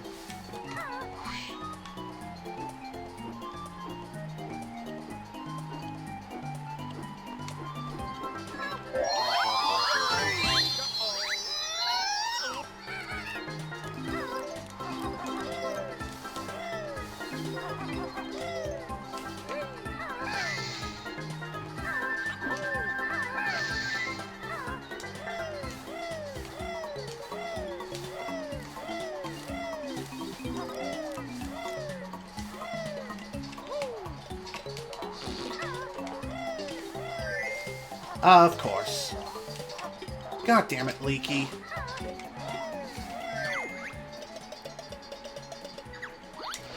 Way to ruin the frickin' run, way more than it already is. I can English good. Oh, God.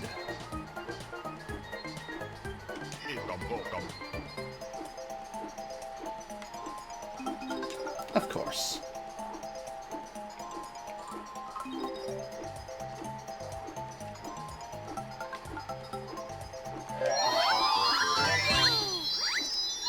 Alright. Gonna have to do things a little bit more differently because the angle I was coming at.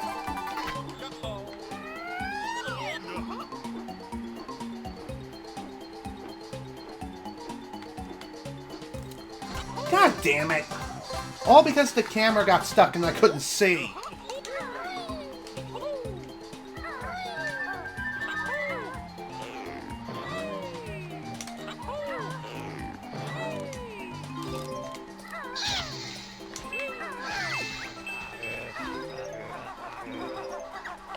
Okay, what?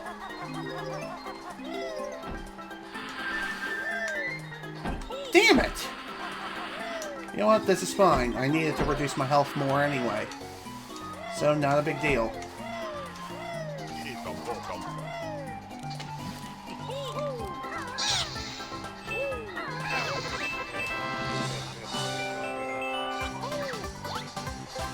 Okay.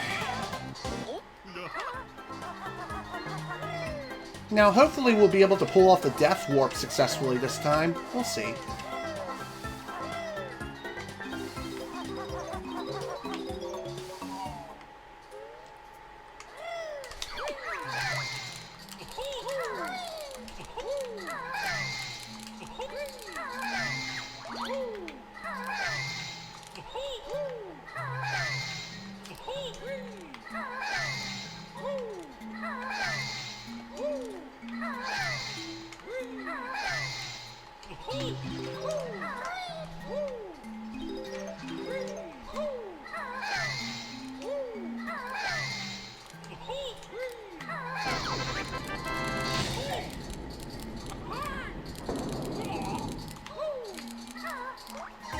Good. Got the Death Warp. That's exactly what I wanted.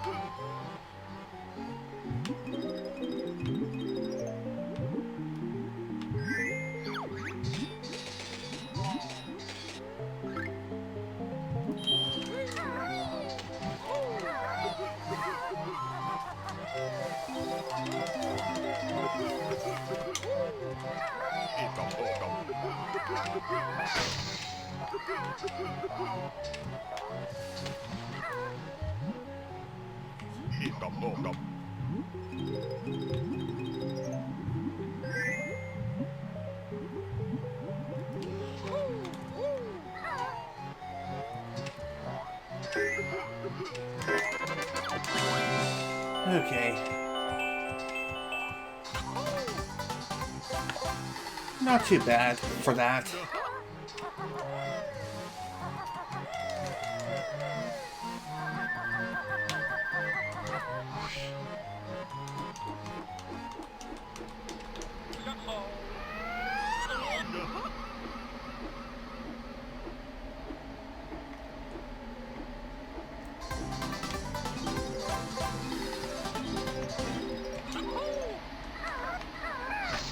Okay. Almost done.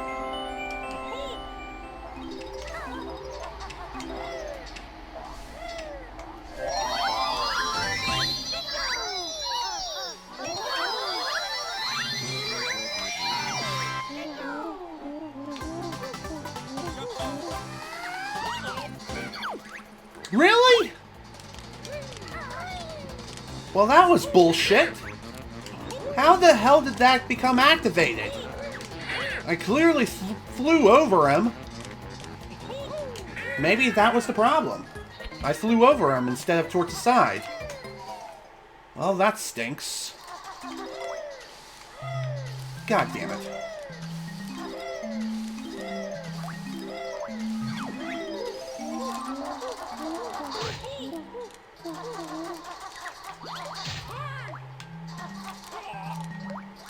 A little closer, please. Thank you.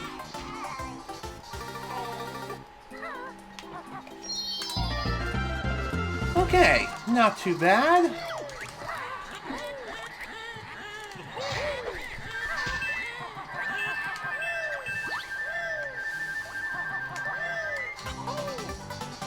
$31 feathers should be good for this. Especially for what's coming up next. We'll see for sure, though.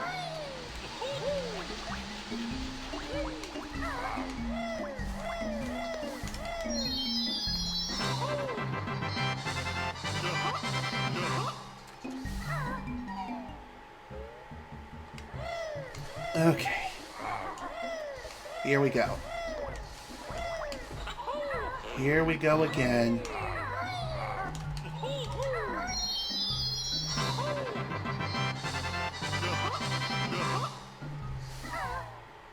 Nice. Quick talent trot. I don't know how many eggs I have, but, okay, I had more than I thought. Still gonna pick up more, though. Probably within the Christmas tree by the time, I get into Freeze's Peak. We'll see.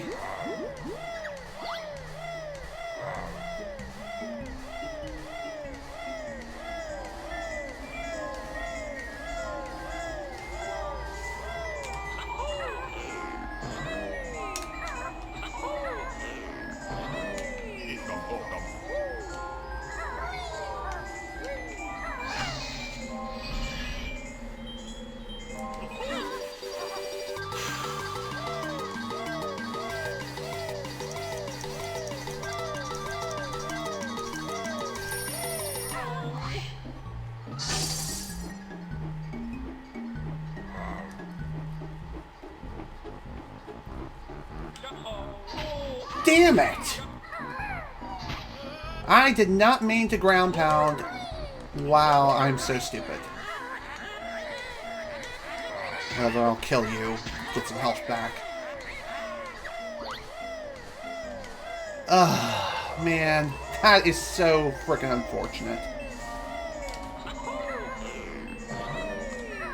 That's about what typically happens with me whenever I do this trick.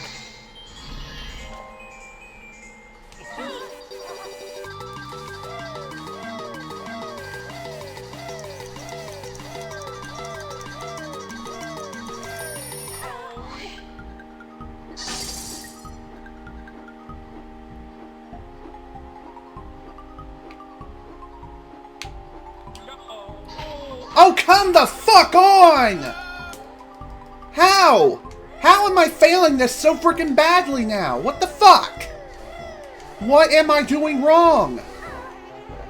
What am I doing wrong that is not making the trick work?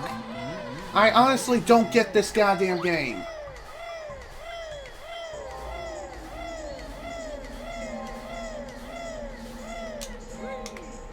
How did that not work?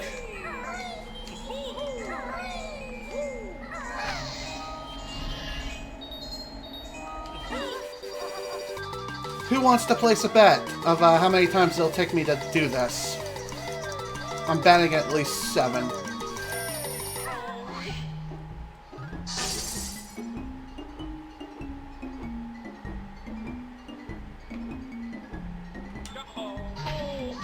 Okay, seriously, why am I just falling into the void now and just crashing and burning? What the fuck? Why is this happening? Can anyone explain to me what it is I'm doing wrong here?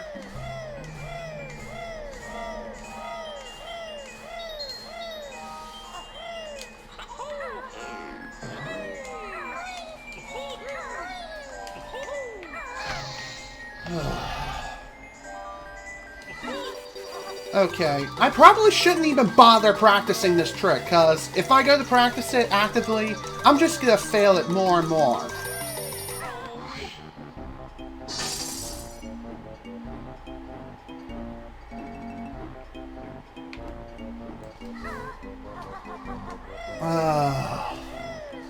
Okay, I honestly don't even know if this run is salvageable anymore.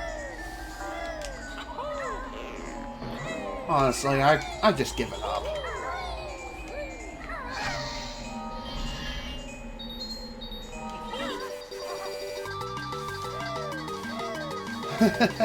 No shit, Sherlock! God, I hate this trick.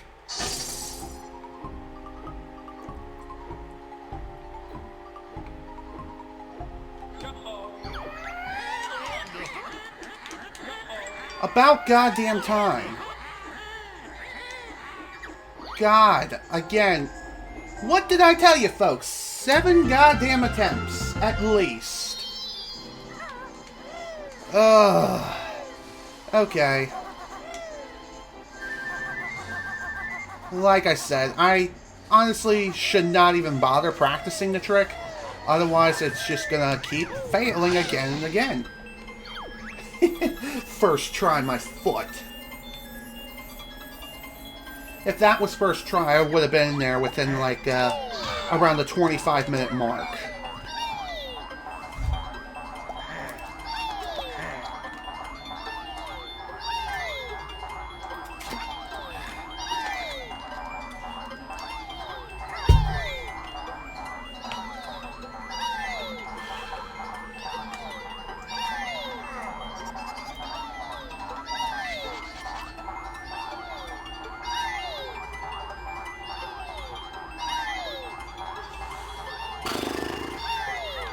Yeah.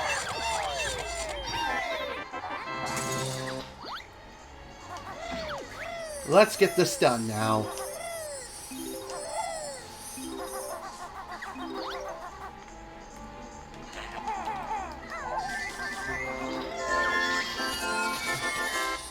I wasn't very sure if that was gonna hit the target or not. That's the reason why I took a little extra time to aim.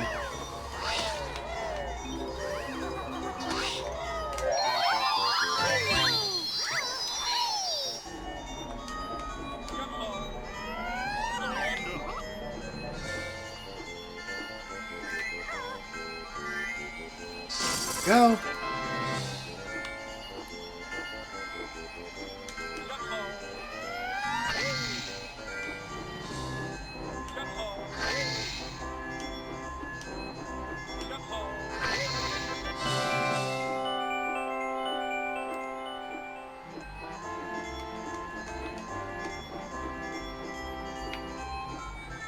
Not again! Okay. Good. Good recovery. I'll gladly take that.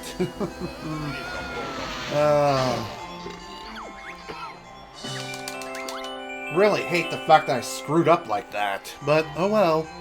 Probably because I wanted to conserve my feathers.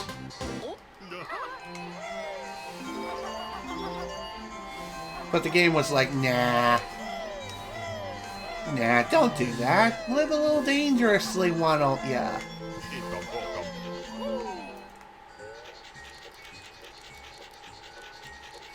Okay.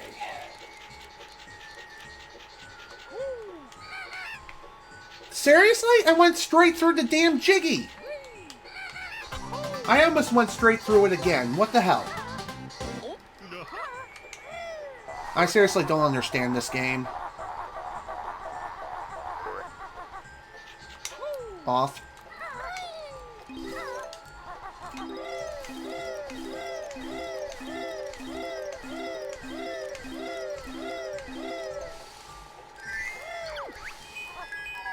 Frickin' termite, I swear. Just loves getting in the way all the time.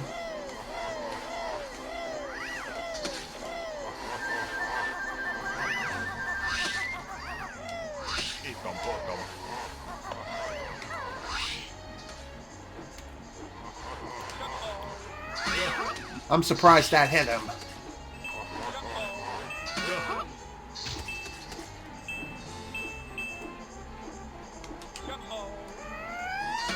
Oh my god, I thought I was just out of range. Okay. Really, game? Frickin' dodged at me as if he was in the frickin' Matrix.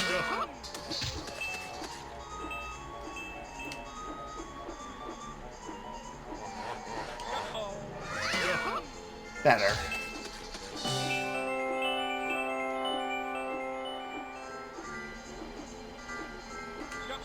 Oh dear. That was not what I was going for.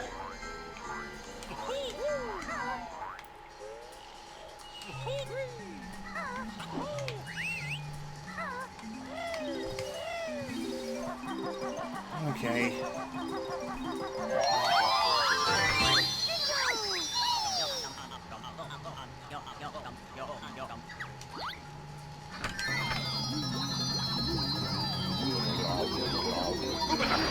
Okay.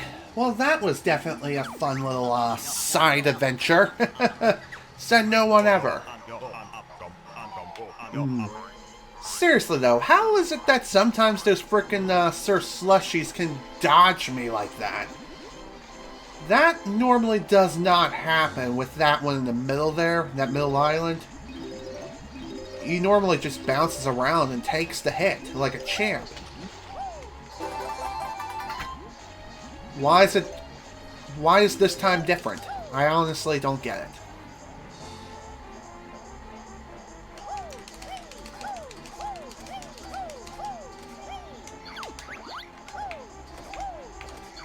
Damn it. Well, looks like I'm gonna be retiring in this attempt. When I say that, I mean like with the race itself. As the best way of going about this is grabbing the notes on the right-hand side of the leg during the race.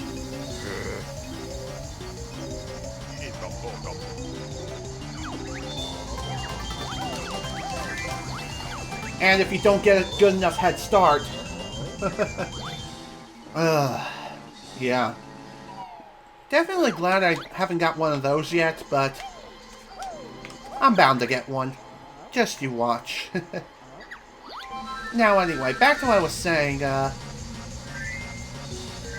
ideally you want to wrap yourself around the right leg during the walrus part of the boggy race. Grab all the notes, grab one of the notes around the left-hand side of the leg along with the one jiggy that spawns from hitting the snowman's buttons. And also continue the race. But if you don't get a head start at all, Boggy will just get too far ahead and there's no way you can grab everything on the same attempt. I'm serious, it's just not possible.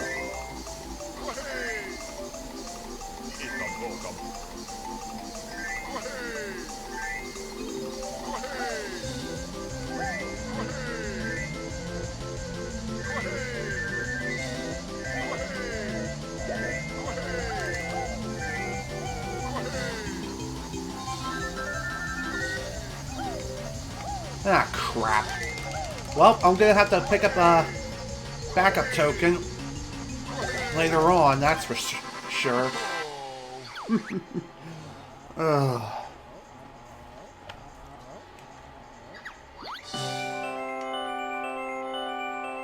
Okay. I'm also kind of surprised that race ended up resulting in a win. Especially considering that it was just way too damn close of a call.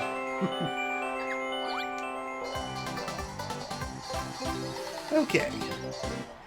Now anyway, back to what I was saying before. We will have to pick up a backup Mumbo token at a later point. And the reason as to why is because I missed the one backup token during the Mumbo race. I mean, during the Boggy race. Not Mumbo. We don't race Mumbo, ever. Anyway,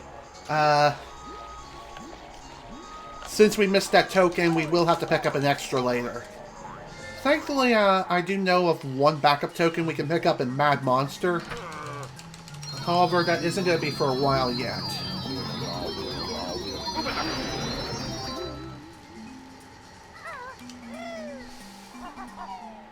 Alright.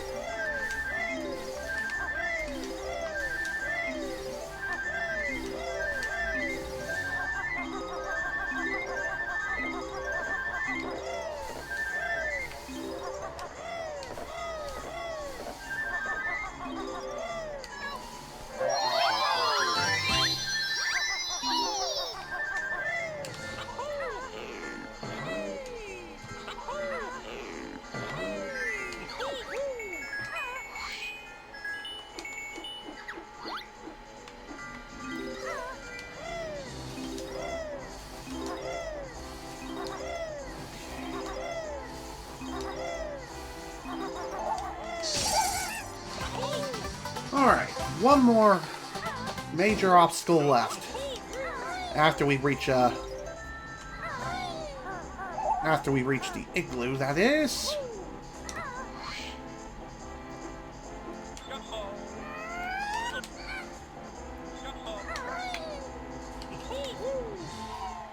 Alright, that's fine.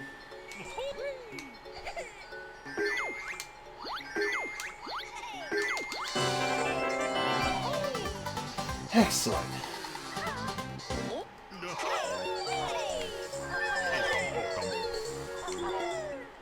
Okay, camera. Don't you just love it when the camera just acts weird occasionally?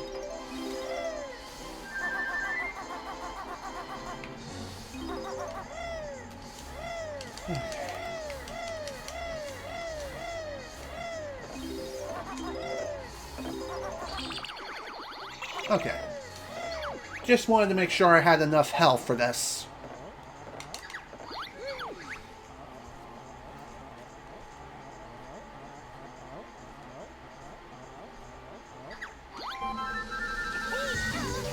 After we get done this race, we're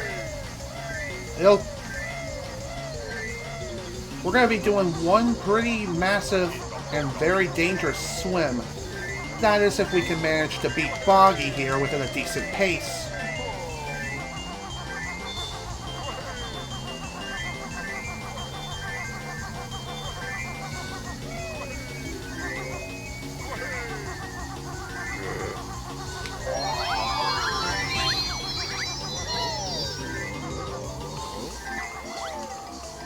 I thought I was going in the water for a second.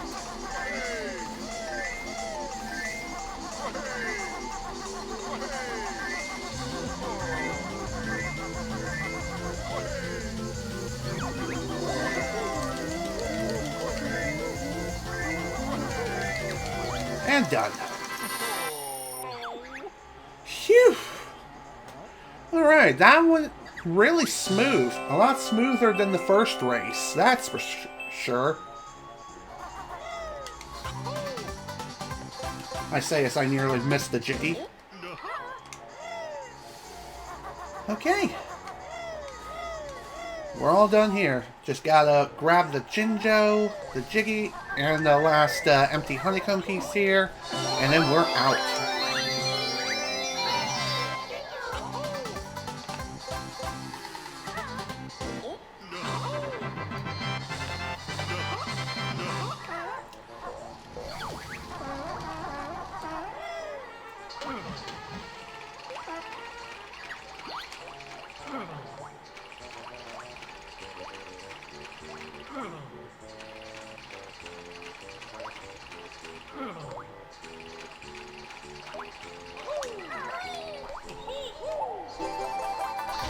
Alright, all done.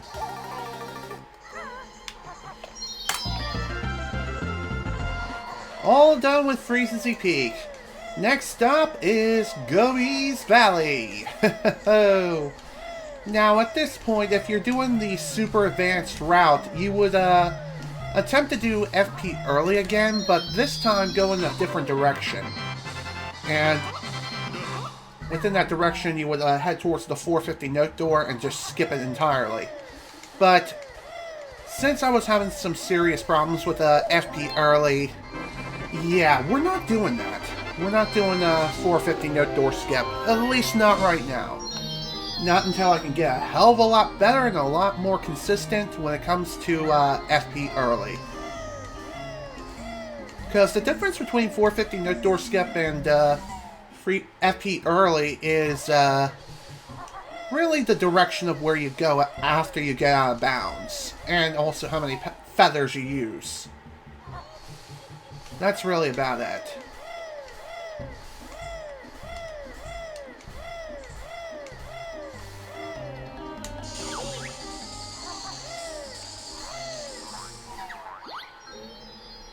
Okay.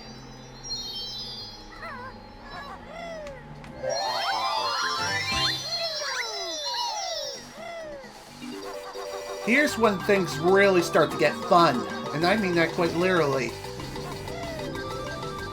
Oh my god, seriously, grab the note. Thank you.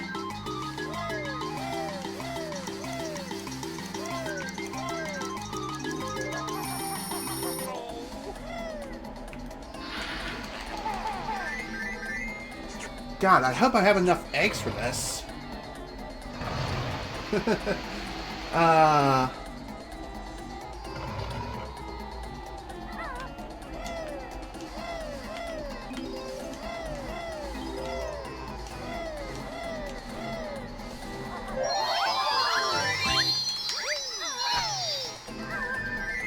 Okay.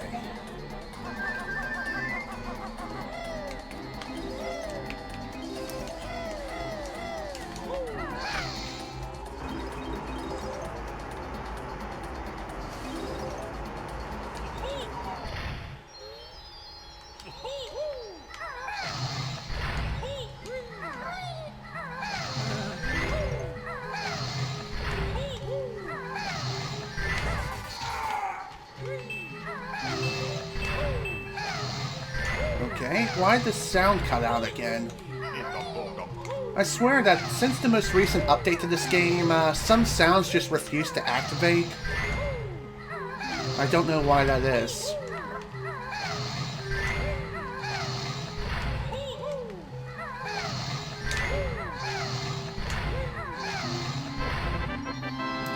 Alright. That one is done. Okay.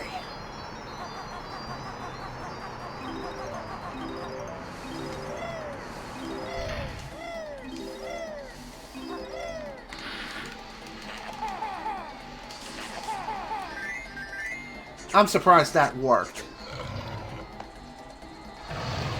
No. Unlike Banjo Kazooie, enemies do not respawn upon death. The only time they do respawn is if you leave the world.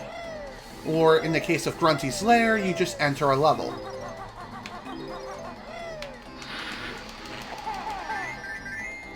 Okay, I have just enough eggs to pull off the ruby room.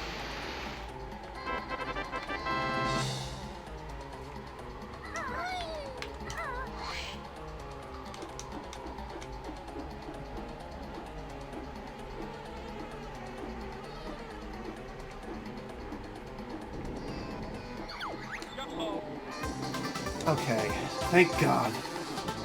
I was worried for a second there that my angle was just too sharp, or just too loose, rather. Okay, good. I'm glad that that actually triggered the target and didn't hurt me.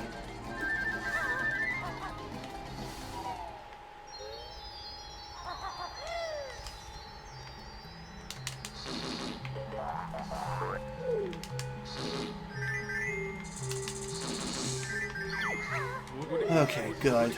Oh my God, grab it.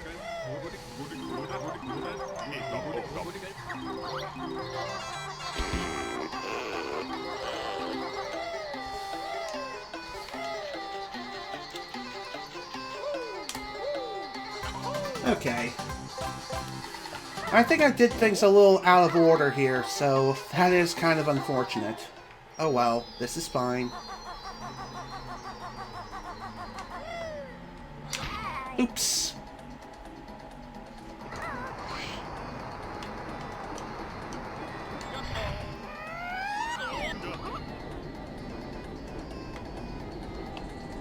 Damn it.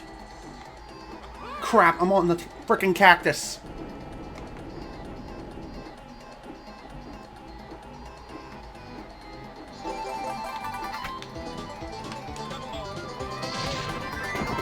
Okay.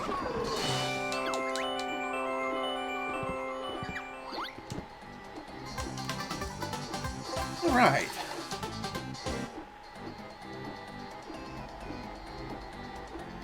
That wasn't too bad.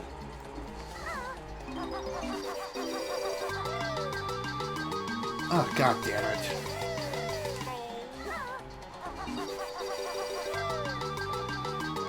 Damn it!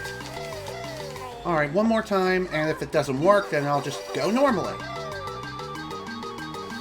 Normal it is, then.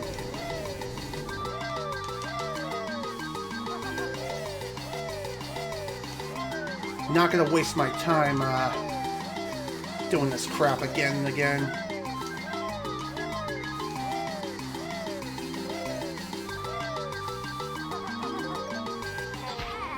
Damn it, man!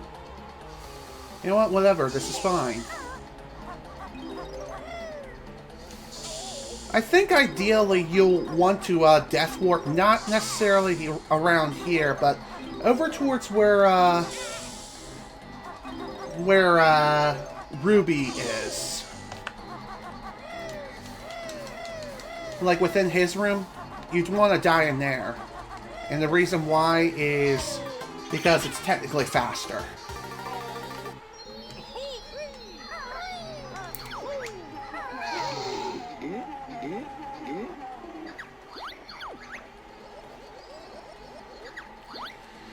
Okay.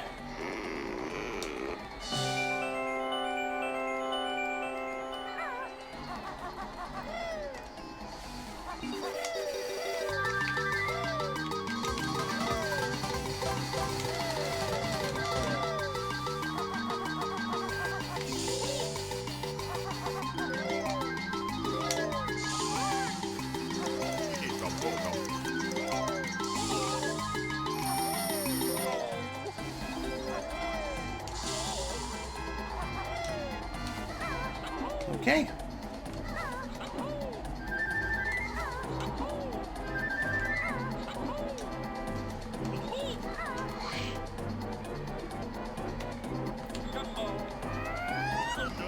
This is fine.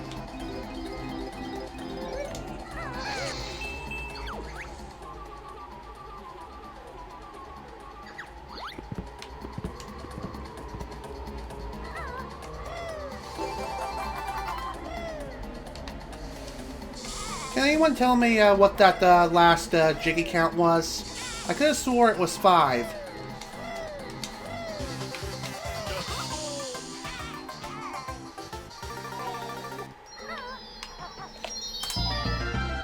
Okay. Guess we'll find out later.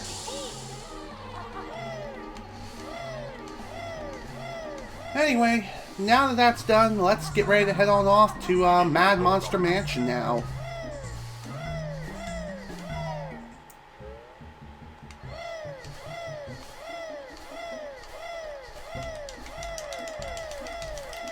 Now, this level is going to be a lot of fun to go through, that much is certain.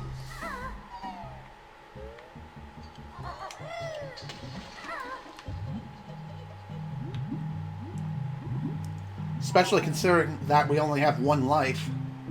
Oh, that's okay. Like I said, we'll find out how many Jiggies we have later on when we return to Gobi's Valley as the bee. Of course, I can always pull up my totals real quick, but that would eat up too much time, and I've already wasted enough time as is. So I'm just gonna chance it, live a little dangerously, and just pray.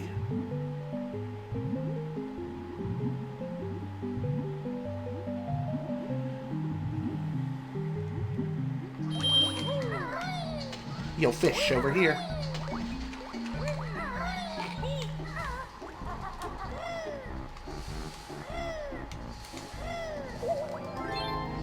Alright.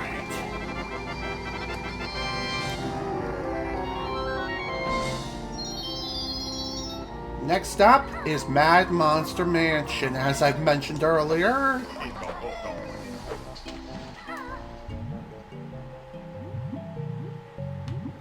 And like I said before, since we ended up missing one Mumbo token earlier on in the level of Freezy Peak, we will have to pick up an extra one. Although now that I think about it, I think with this route that I'm doing, I should be okay as far as Mumbo tokens are concerned. Maybe. I don't know. We'll see. I'll pay a bit extra attention to my Mumbo token count as we go about doing Mad Monster.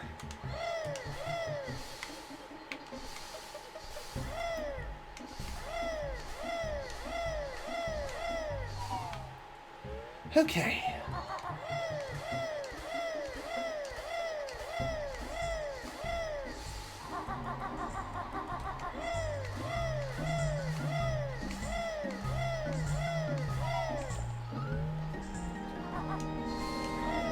Now, unfortunately, I am completely out of eggs, and normally I would bust down this gate with a couple of eggs, but since I don't have any, I have to do it the old-fashioned way.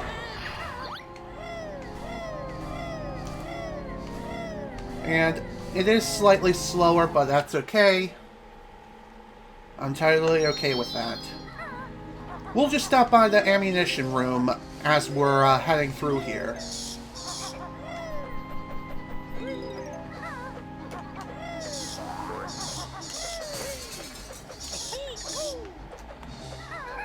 God damn it. Just barely missed the frickin' thing.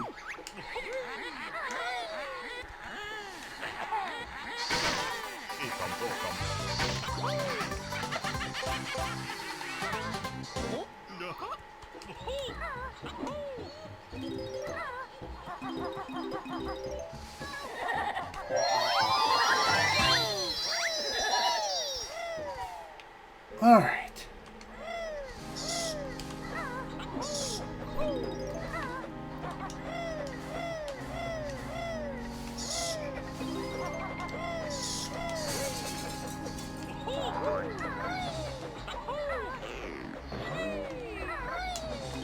I'm surprised that bat decided to leave me alone. It's not very often you see that.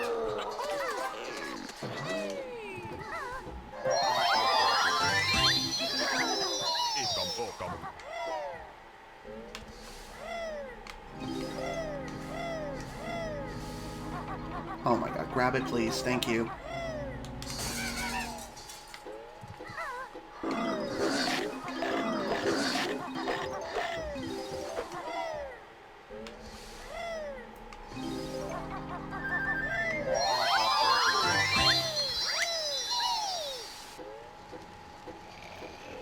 Okay, here we go.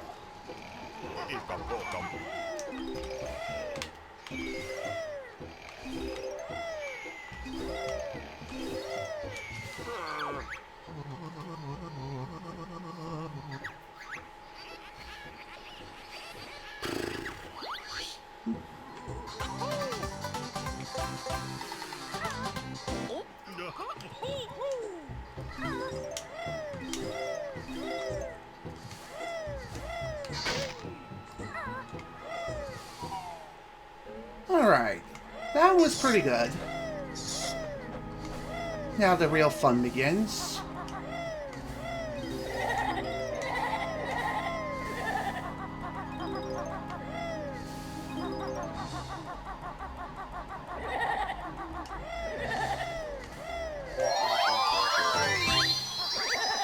Oh my god, come on.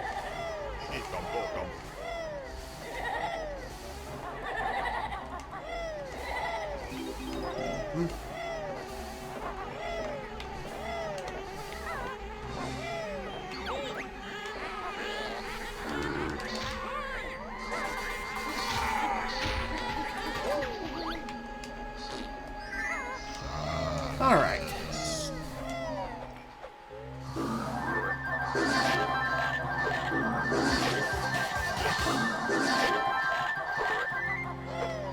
$18 eggs is pretty good.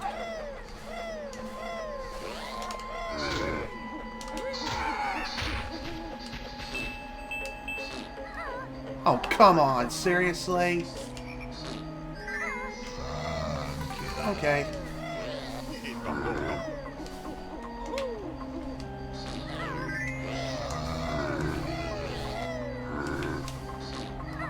Damn it! Get over here. Really?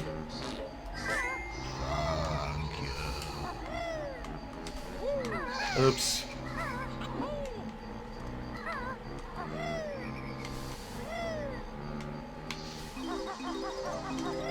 Alright. Well, that church section was pretty bad. But that's okay. We should be able to make it up in other parts of this level, or even the next level for that matter. Also, why the hell didn't I move?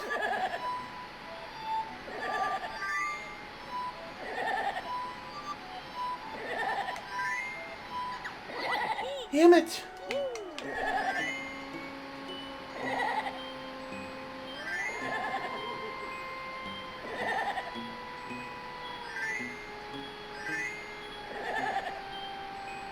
I knew he was going to come zooming around again. That's why I took a wider turn angle.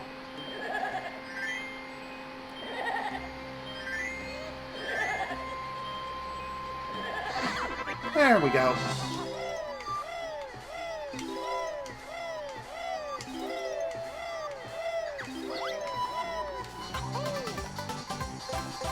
Here we go.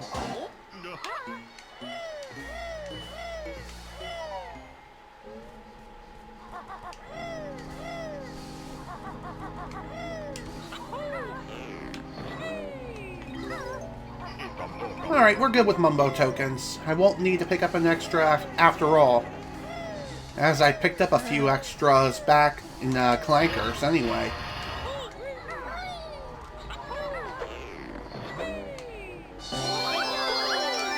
Damn it. Of course I did that.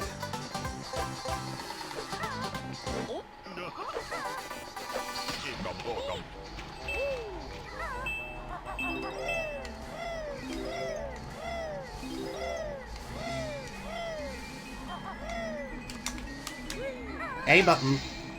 Why you no press when I clearly press it?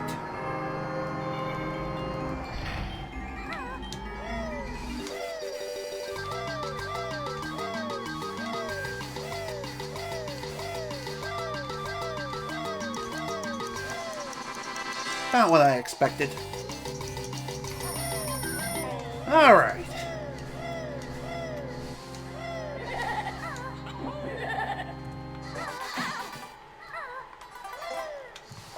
Now it's time to play a little game of Simon with Moat Sand. Oh, this is gonna be fun.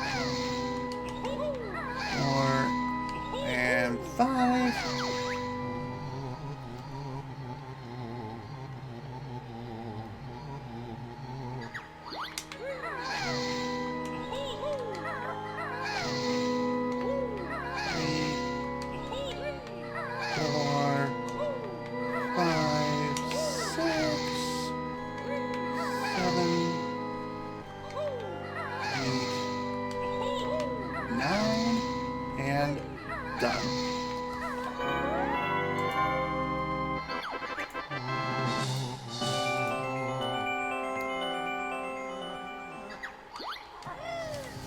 Oops, I did not mean to do that. That was my dumb fault.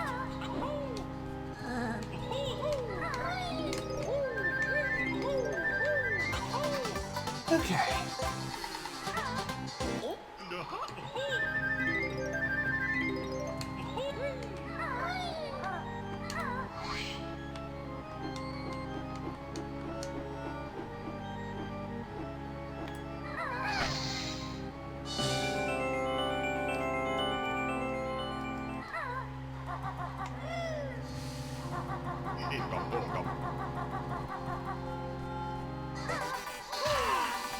Rather not chance it with him.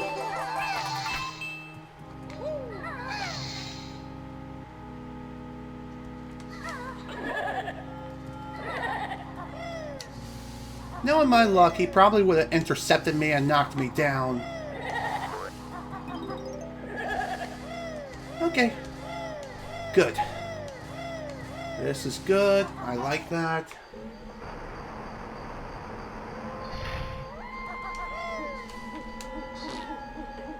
Really?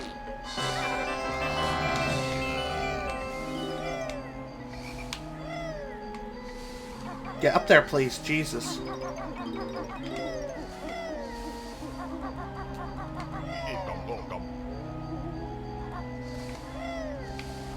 Grab the note.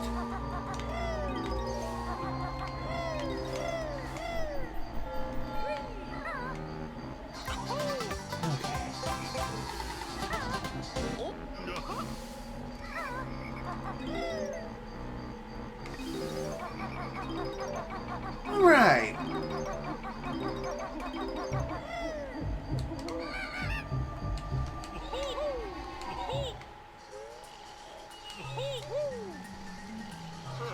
Grab the note.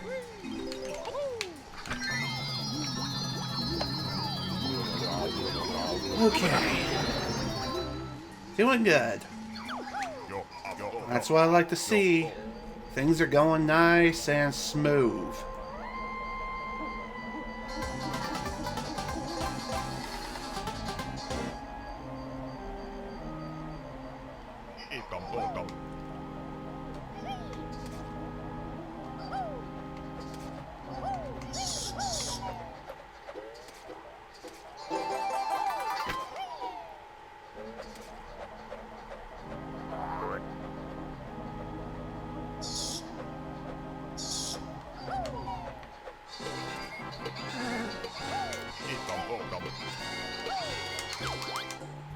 Okay.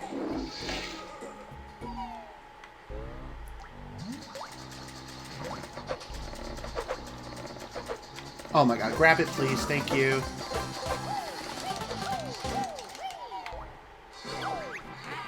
I don't understand why sometimes he just refuses to grab things when I tell him to. I don't get it.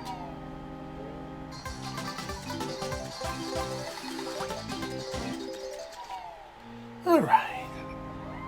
So, overall, this Mad Monster wasn't too bad. Again, like I said, there were a few mistakes here and there, but it was relatively smooth. Surprisingly smooth. So, that's great.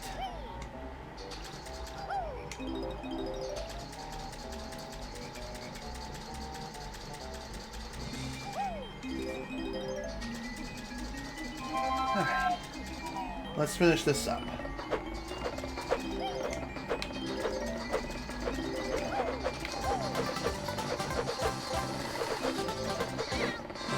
Okay, that's basically where I needed to be for health anyway. And done.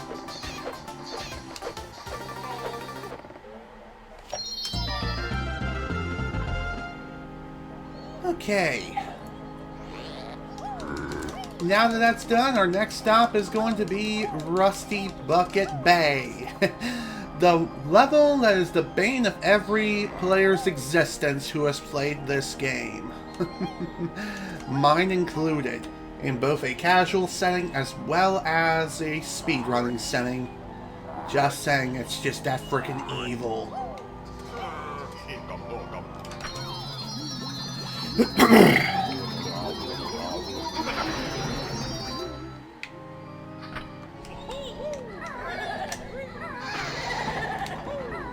Really, dude? Really? Wow, that was just mean. Absolutely mean.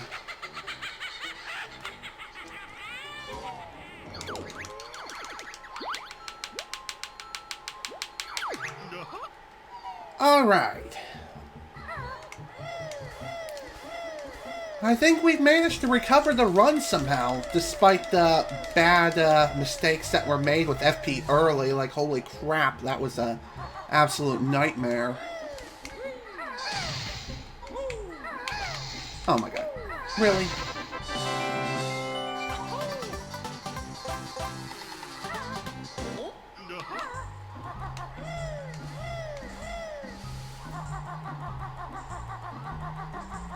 I could use a few more eggs, so...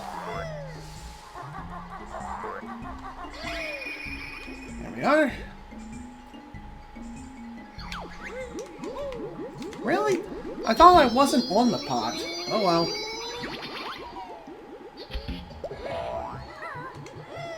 Well, technically, it's a cauldron, but even so.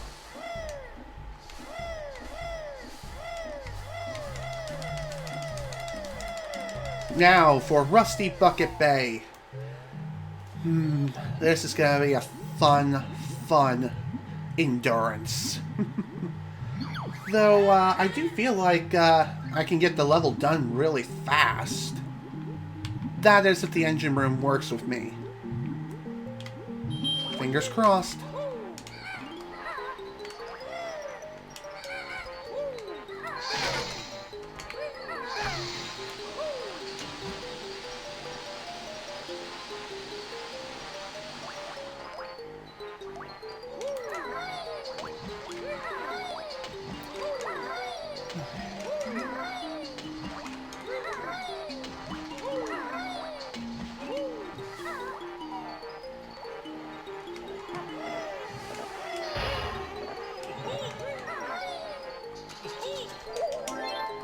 Did not mean to mash the A button. Oh well. Sometimes I feel like I'm not going to make the platform even though I should. But, alas, it is what it is.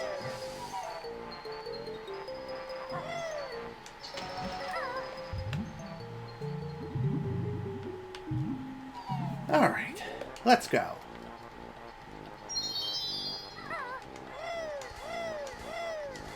Let's go, Rusty. Please be good to me.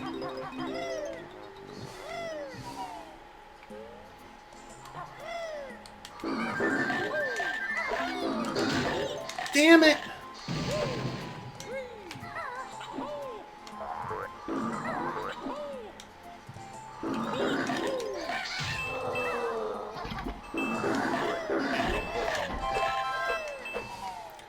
I honestly had a feeling that first part wasn't going to go very well, especially considering how I was coming up on the approach of the notes.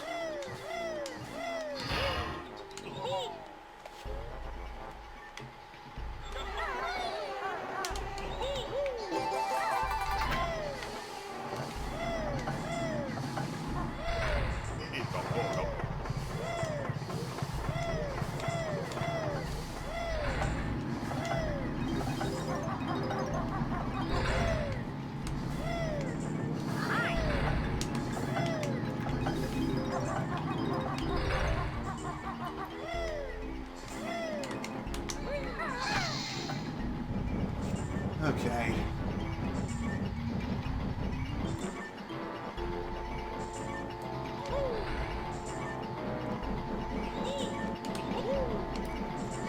It's good.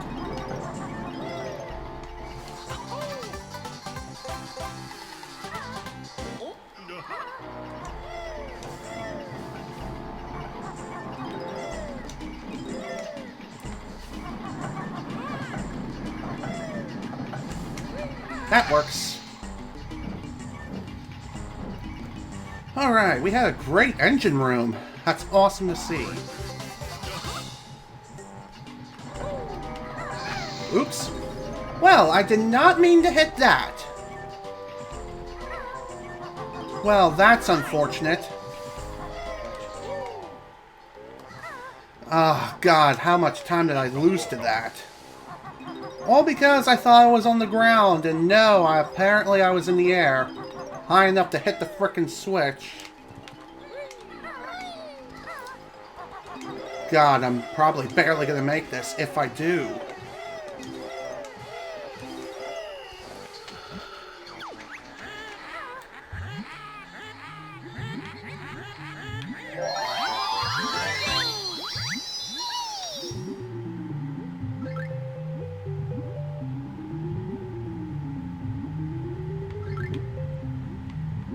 Oh my God, get in there, please. That's fine. As long as I make it, that's all that matters.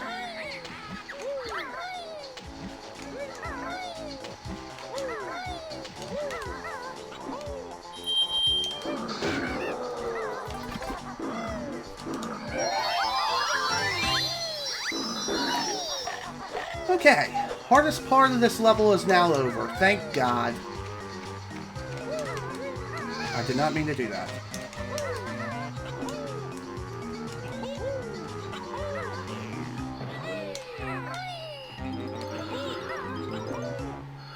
Really? How did I not make it? Probably because my angle was completely off.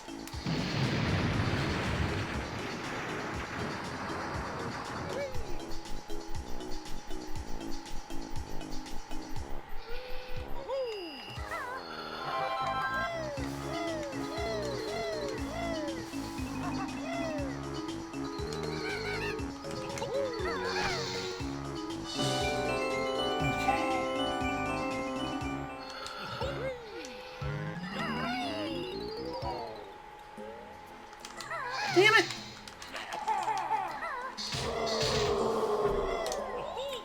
Of course. Now I'm probably gonna get the bad push. Yep. How'd I know?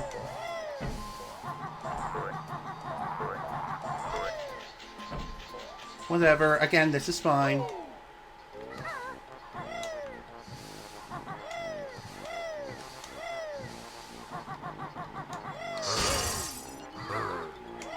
Here we go.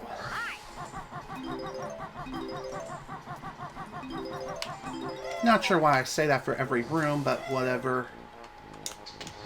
Oops, that was my fault. I thought it was not on the ladder. That's why I held back.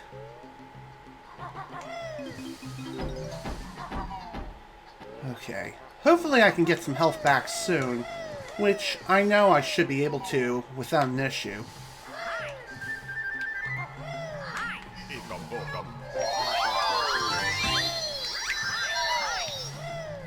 Camera, please.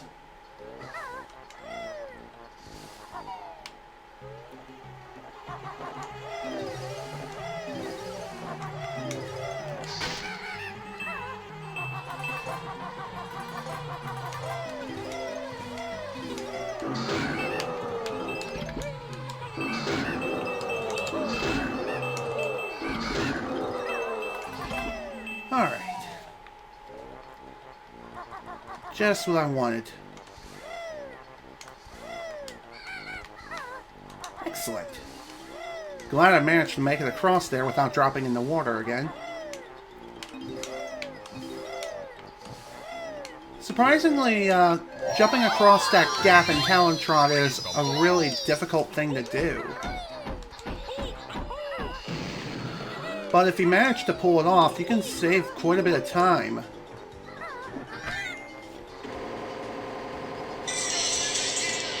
Okay, hang on a second, folks. I need to take this. Hello?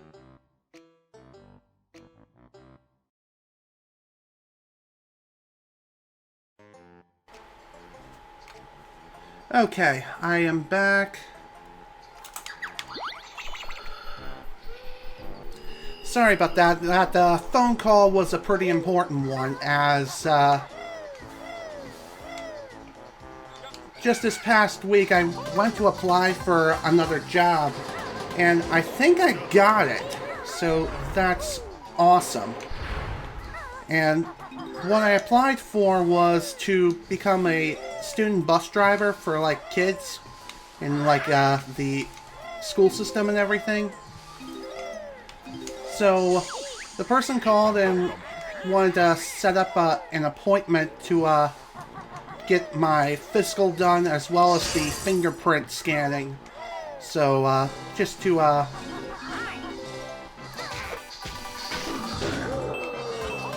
so in other words, he was working on setting up an appointment for me to get my physical done, as well as my fingerprints scanned into the system for, like, the extensive background checking and everything.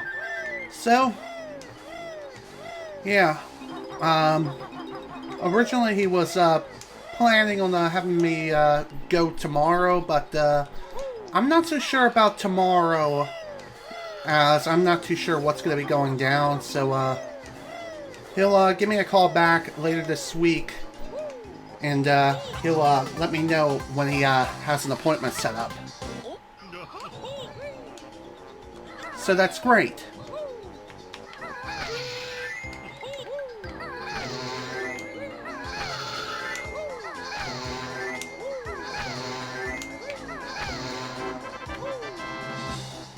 Okay.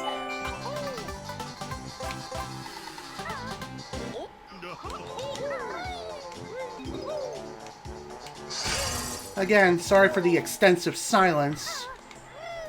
I did not want to open up iTunes back up because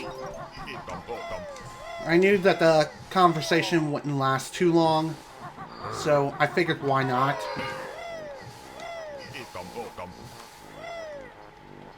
Why not do that?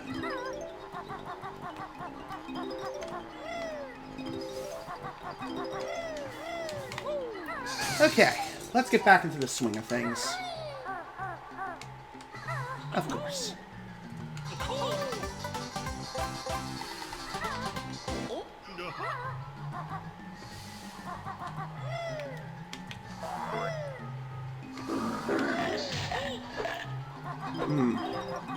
I have quite a bit of health here, more than I would like, as we're literally just about done here. Oh well, I can reduce it pretty easily. Especially considering what I'm going to be doing here.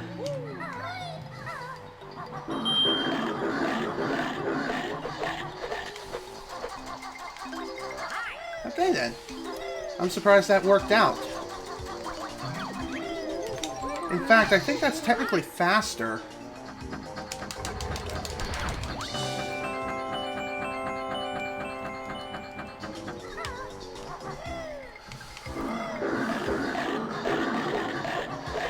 Alright.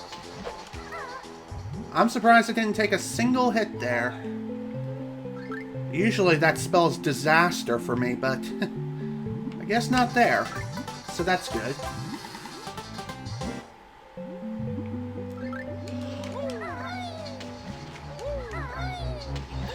Of course, Snacker.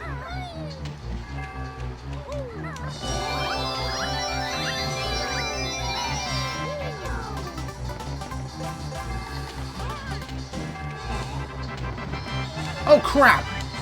Damn it! Frickin' Snacker just sniped my ass! Man! All because I dropped on top of him and he was just sticking to me like frickin' glue!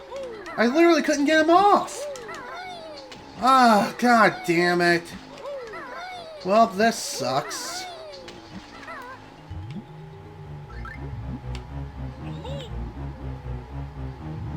Usually he's supposed to pull away and let you recover and try to continue on your way a little bit, but no, not there. Apparently Snacker just was extra hungry and he really wanted that bear ass.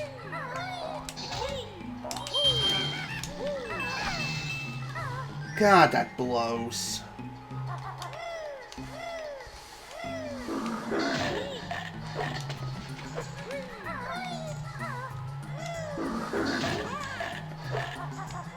This is fine.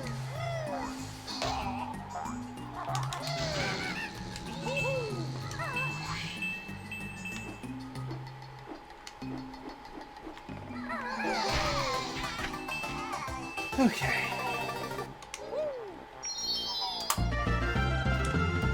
Well, that Rusty Bucket Bay ending was just absolute trash. And after such a good run of the level overall, too. Honestly, I can't believe Snacker just came at me as if he was frickin' Silver the Hedgehog in Sonic 06. You know? Just juggling me all the frickin' time.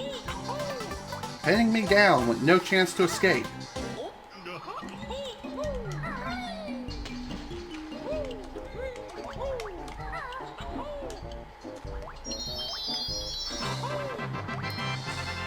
Okay.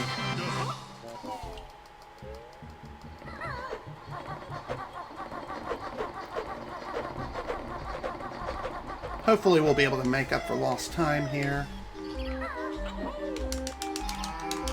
Oh, come on, really?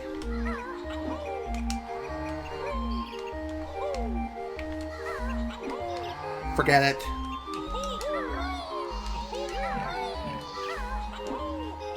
Oh, come on! Why the random slide all of a sudden?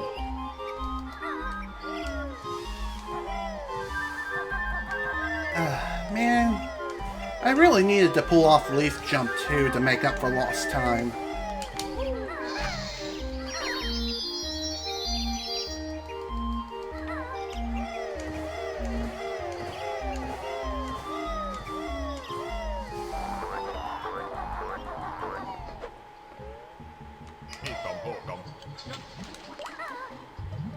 Okay, that went surprisingly better than I thought.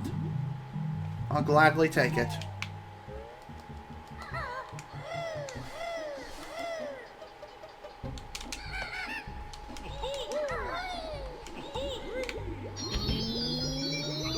Okay.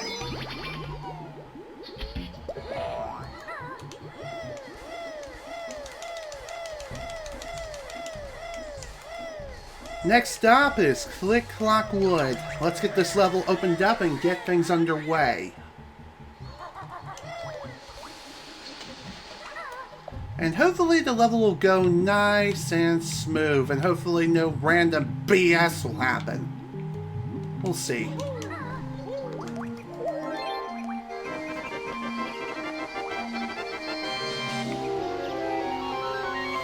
Okay.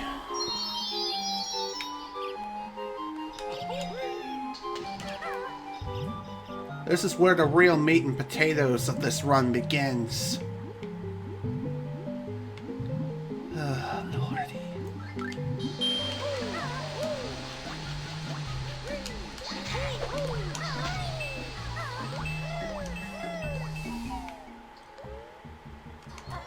Okay, let's go. Click Clock Wood, here we come. This is when things really start to get interesting, because there's going to be a lot of Death Warp abuse throughout the entirety of the level. So that's going to be fun. Thankfully I have 3 lives at least. If I would have had any less, then I probably would have just hit the save and quit. Technically speaking, saving and quitting might be slightly faster than just returning to the Warp Cauldron. But I wasn't sure how many eggs I had, so best to be safe rather than sorry. Especially with egg count.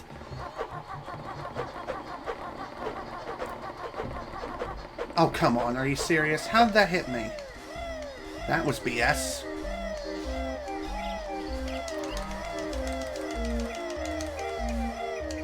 Alright, here we go.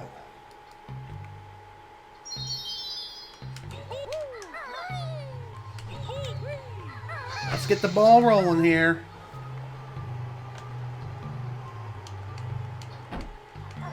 I'm probably going to end up clipping that moment when Snacker just went uber aggressive on me.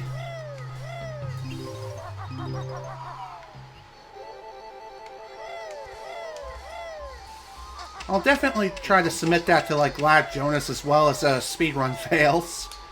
Like, and I seriously don't even understand why that shark just came after me so frickin' aggressively. Probably the most aggressive snacker I've ever seen. It was almost as if he was frickin' starving to death.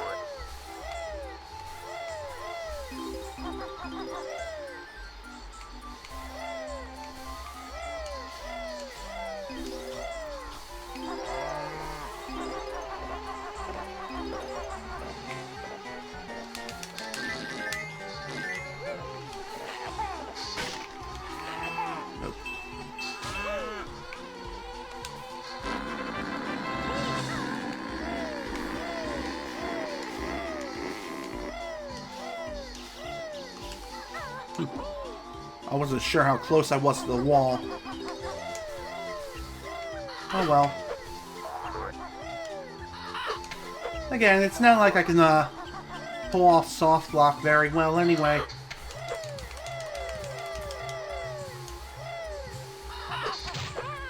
Damn it! Well, that was my fault. I should have just killed the bird or just waited for it or jumped around it.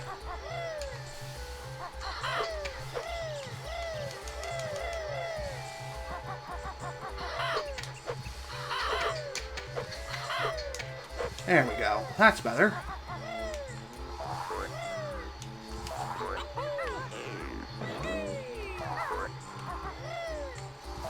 Oh, come on!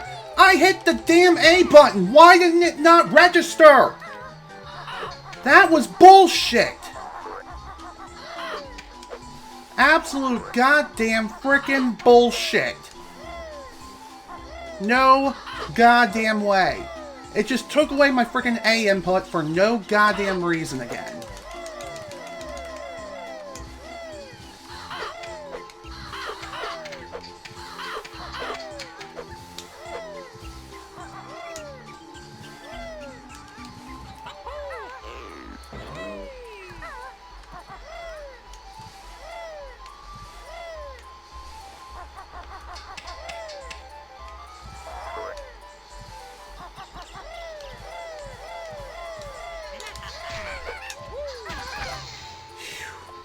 Okay.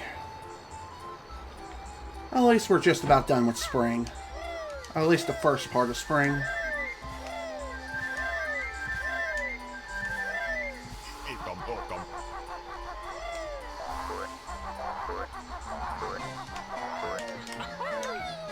I thought I wasn't on the thing. Okay.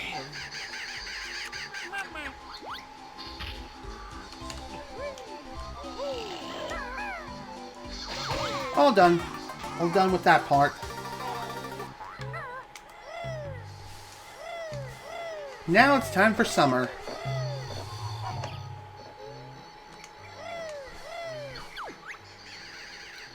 Now summer is where things really start to get fun.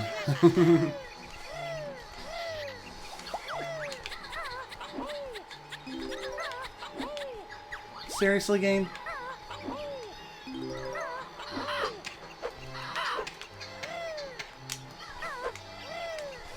That was probably unnecessary, but I don't care.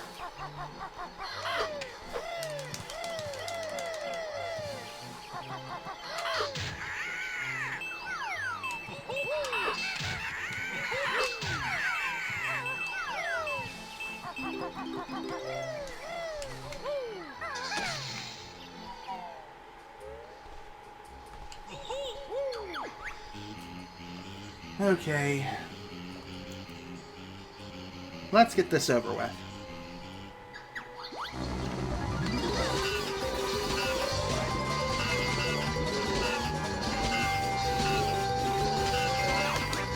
There we go. Just what I needed. Just enough gold feathers for fall.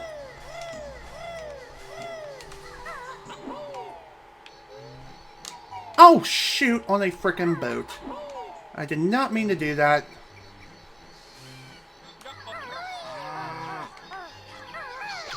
I had a feeling that was gonna miss.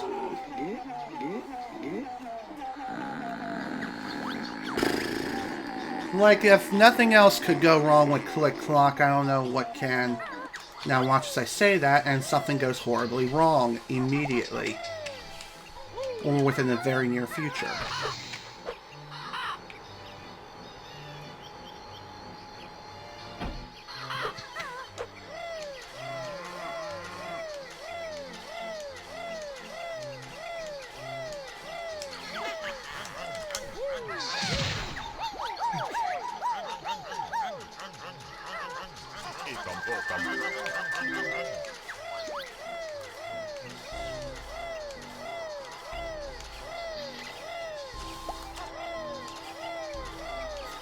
By the way, regardless of what happens, this is going to be the last attempt for today. And the reason as to why is, A, I have been going on for well over 3 hours now. And B, I have to take my mother to a hair appointment. And her appointment's like at 6 o'clock. So I gotta hurry up and try to get this done fast. Otherwise, if 5 o'clock comes around, I'm gonna have to stop. I'll just have to stop for a while.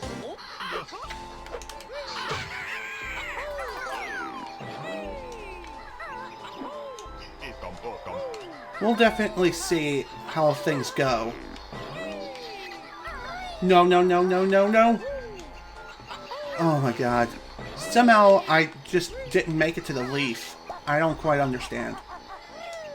I don't understand why. Whatever.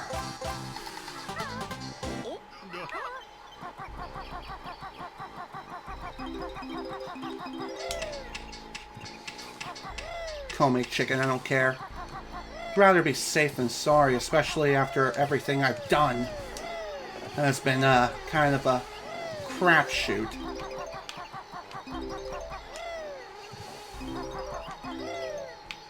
Hi.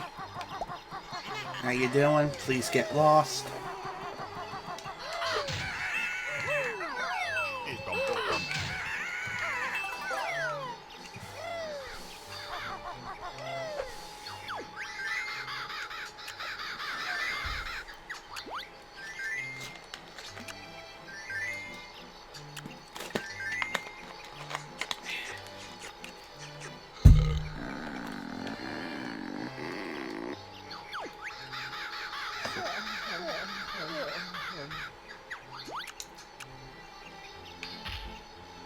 Okay.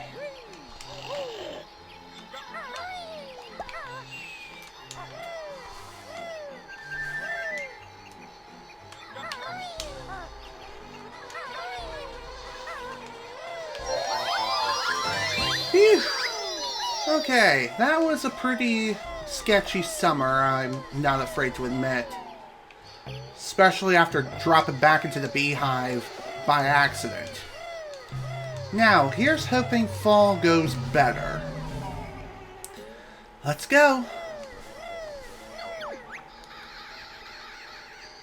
Please no weird caterpillar. Thank you. Last time I made it to that point, the caterpillar somehow shot into frickin' space. I don't understand how or why it happened, but it did. Thankfully, that doesn't happen like hardly ever.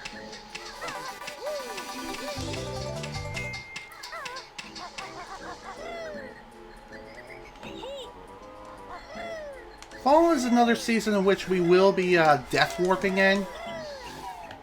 But we will be death warping like once we finish up the season. 2, 3, and 4.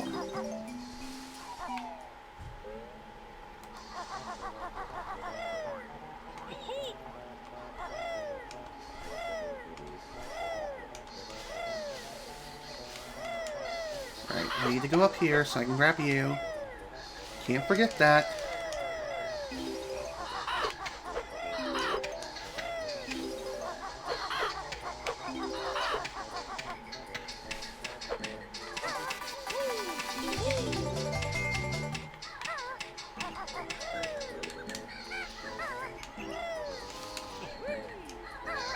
That'll work.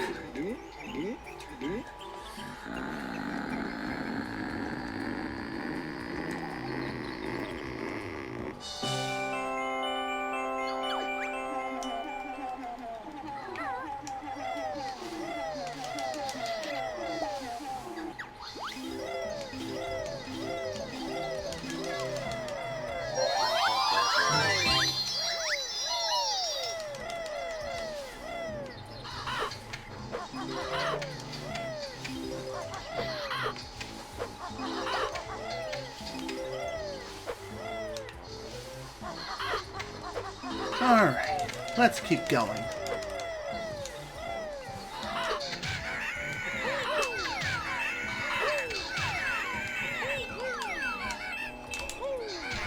Please die, for the love of God.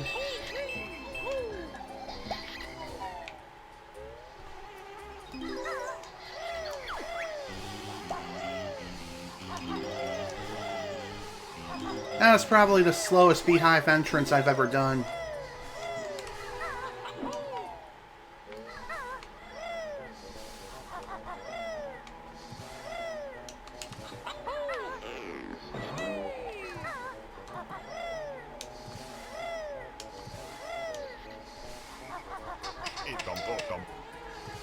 Go away. Stupid freaking dragonfly.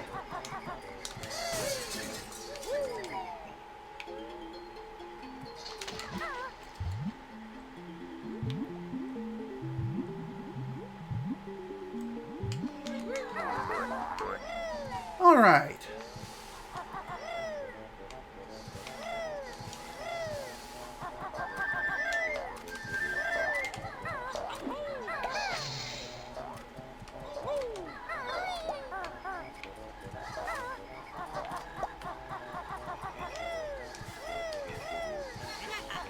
No, go away, please. Thank you. Good God. Talk about scary.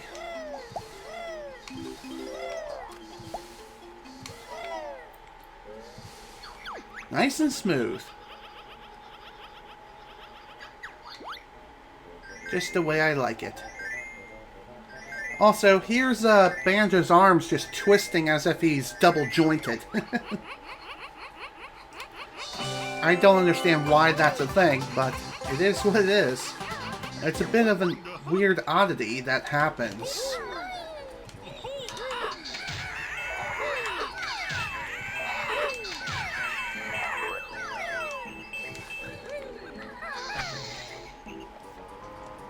Okay.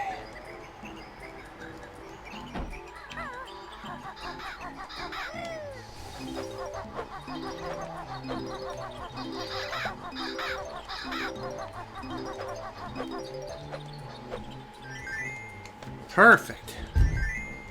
Mostly.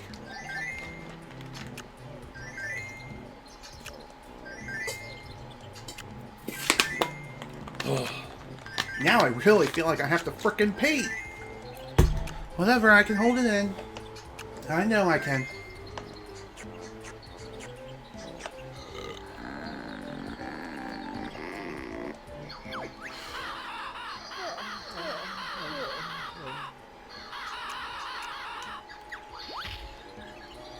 And with that, we're pretty much done with Fall.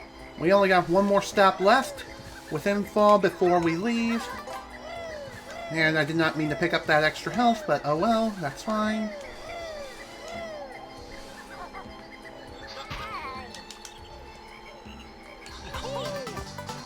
Alright!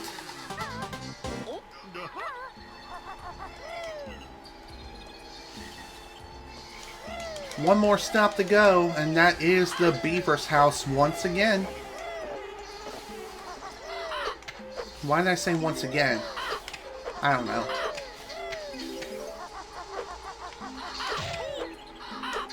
Okay, that's fine. Perfectly fine with me.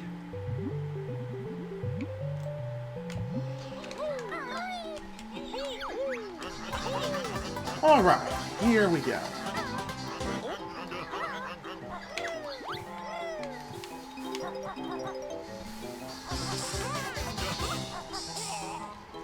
And done.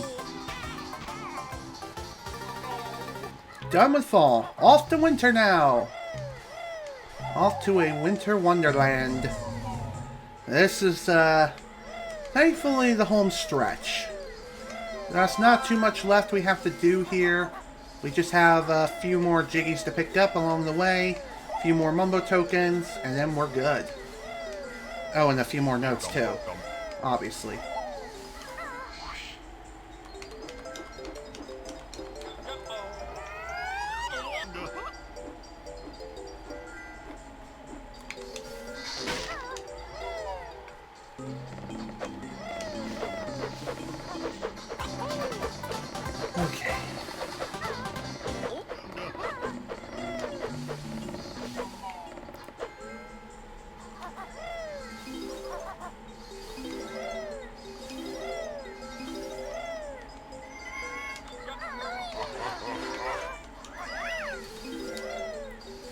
No, no, no, no, no, no! Son of a bitch! I panicked!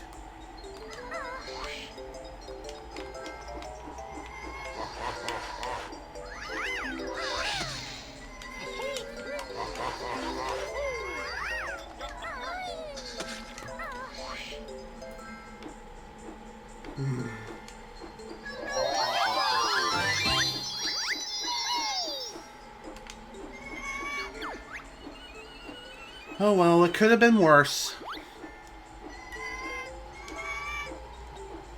Still can't believe I got stuck under that dead bear snare. Only me.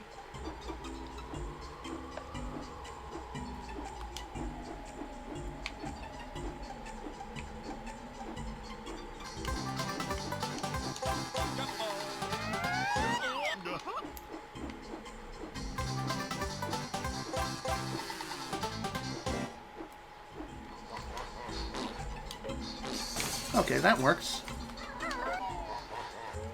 About... not exactly what I was expecting, but it's fine. Okay, good. Glad I made it out before the health refill. And the reason why I say that is because, like I said, we are going to be death warping again. Actually, I don't think I even mentioned that. Of course.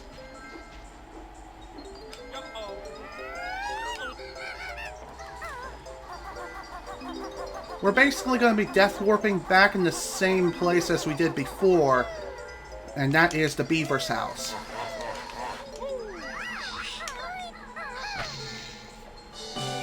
And we will be doing that right about now. Of course, we need to get our health down first.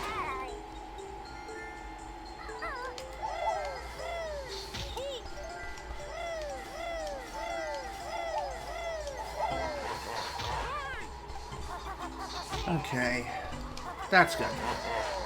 I'll work on the rest in the Beaver's house.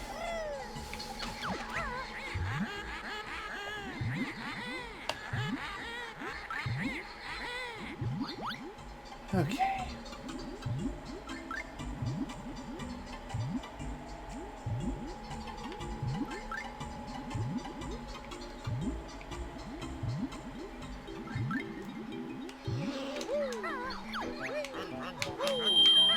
Damn it! I knew I was too far forward. Thank you very much.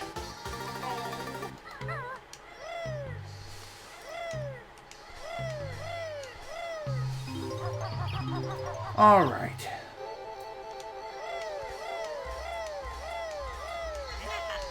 And with that, we're basically done with Click Clock Wood. Just have a few more things to pick up and then we're out.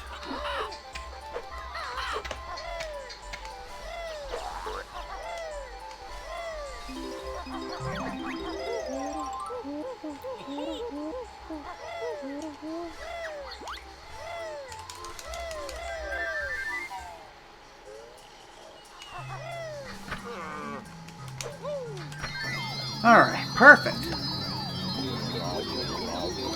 Now at this point, I'm going to need to gather like 10 Mumbo tokens, which that should be easy enough to do.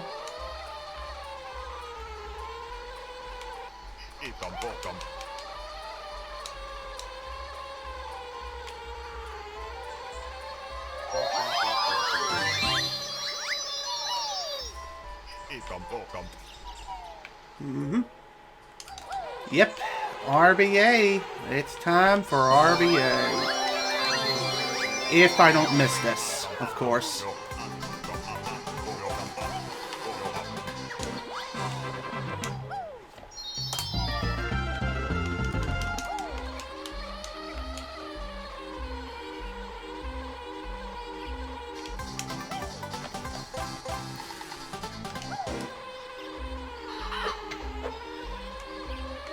Would love to be able to see game.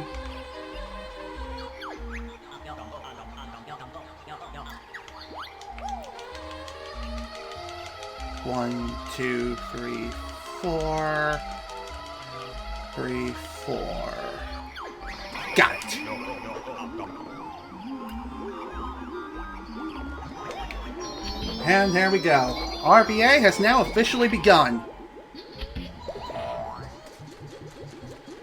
And like I said, that is the hardest method of executing RBA there is. And managing to execute that on my first try just makes things that much better.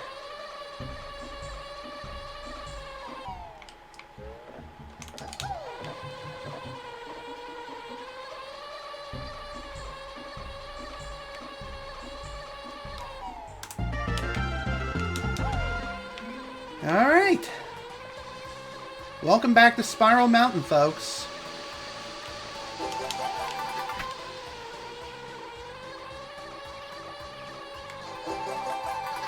Like I said, we're just going to be picking up these last 3 empty honeycombs, and then we're done. That easy.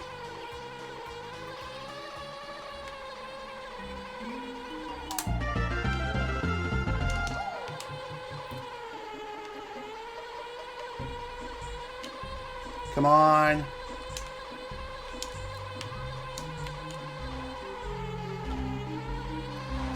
Okay. Excellent. That's what I like to see.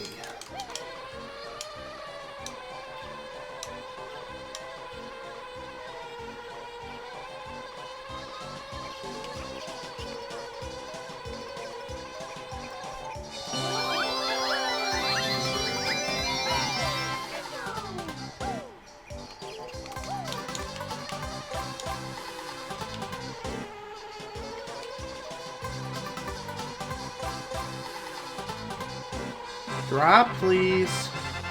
Thank you. So, anyway, coming back here as the bee makes things so much better because you can just fly through this stuff here. I'm dead serious. You can just fly as high as you can, like super fast.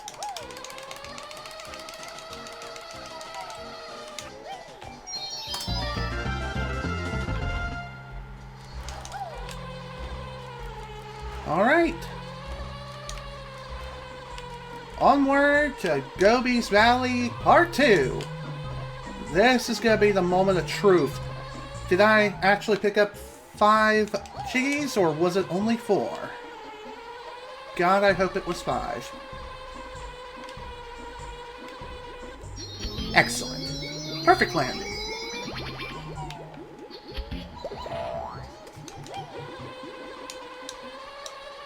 Before we head off to Gobi's Valley, we of course need to pick up a couple more Jiggies right around here.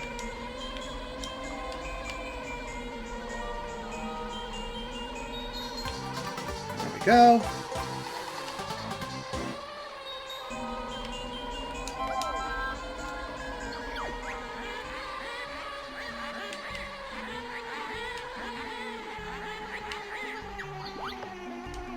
Ah, crap! Got trapped in the frickin' eye. Alright, this is fine. I can get out of this.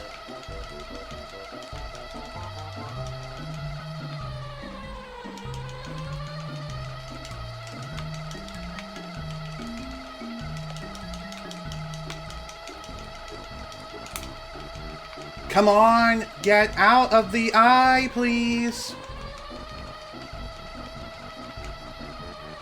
God damn it! Why can't I get out? This is not that hard.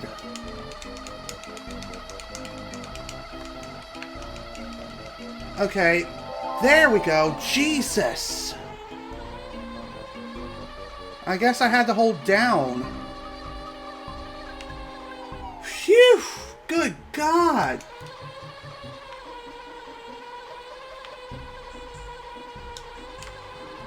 I'm surprised I managed to get out of there. Especially after what I've went through. Jesus flip.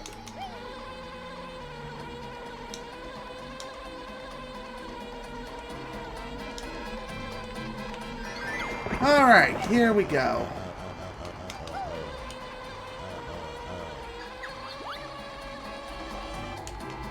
Now, the other half of Gobi's Valley we will be doing as the bee, and these ancient ones are one of those tasks. They become infinitely easier as the bee, which makes sense, because, hello, we can just fly from anywhere, quite literally. Okay. Not only this, but we can also do this. That is known as a Gobi Clip, aka Sphinxy Clip.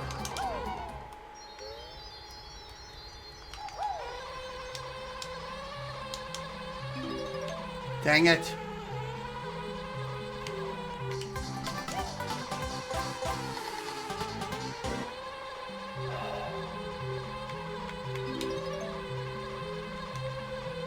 Dang it.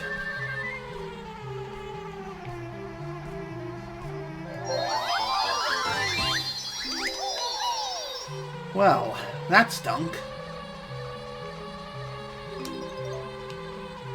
Oh well, I can work with this.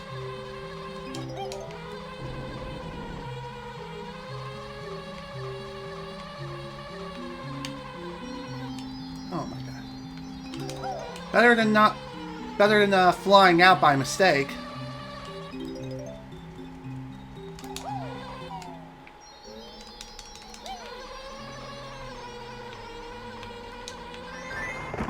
Anywho, Gobi Clip is considered one of the more difficult tricks in the game, and it's also one of the least consistent tricks as well. Simply due to the fact that sometimes it just refuses to let you clip. Even though you should clip, sometimes the game just does not let you. I don't know why that happens, but it is the way it is.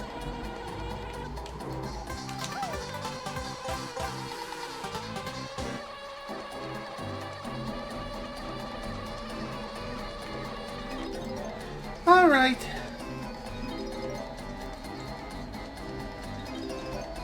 Everything's good here. Everything's right with the world. Exactly the way I planned. With a few exceptions, obviously.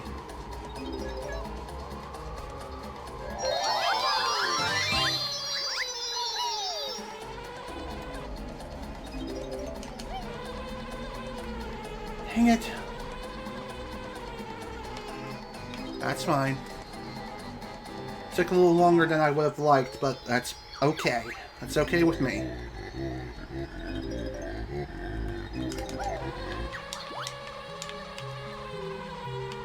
What's also really cool with the bee and Gobies is you can fly over this maze and just tell it to screw off with a frickin' monkey. Man, I love RBA on Xbox. I really do.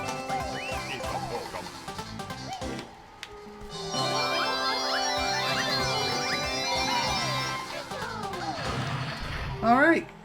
Just about done here. We got one more stop to go, and that stop is right here with this water pyramid.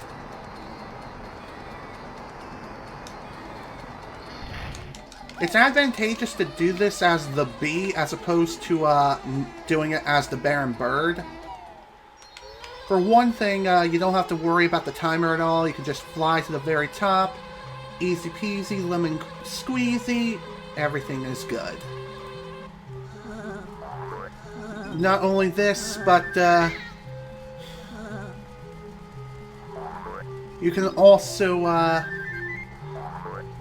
just fly out of here and also return back to the start of the level that much more quickly. And you can do this very easily just by voiding out within this room. And it's very easy to do that too, by the way. Also, before I leave, I'm gonna lower my health. That should be good. And done. All done. All done with that. Only got one more stop to go.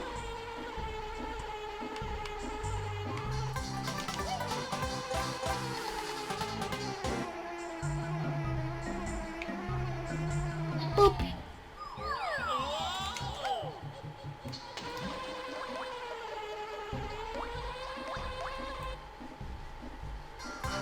very much, and goodbye.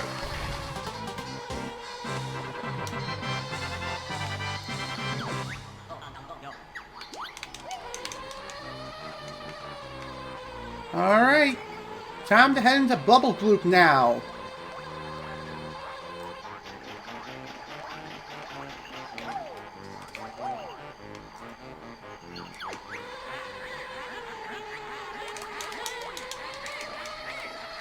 Okay, at least I still managed to hit the loading zone.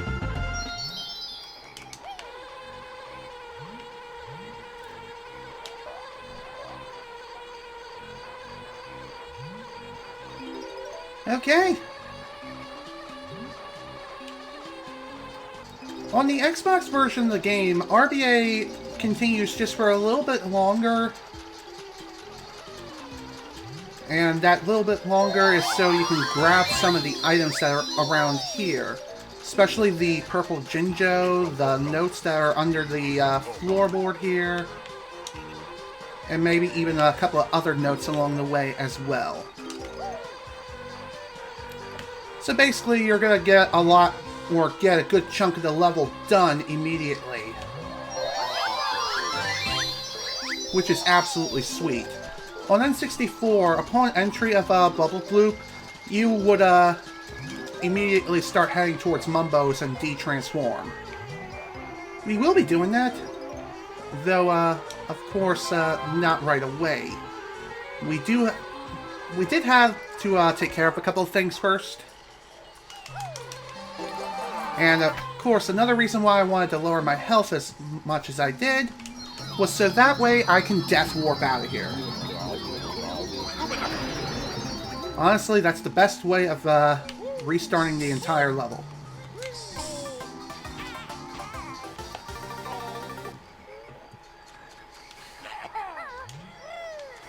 Damn it. Alrighty, thanks for stopping by, Rumble Tank. Hope you have a wonderful day.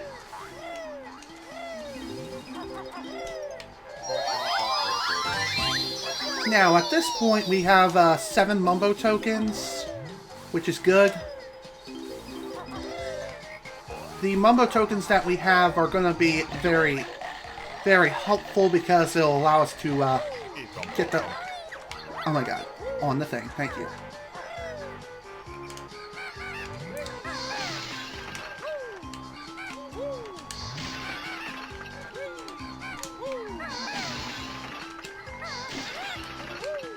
Well, that was complete utter crap. Okay. The last few Mumbo tokens that are required, thankfully we'll be getting them along the way. So, that's going to be awesome.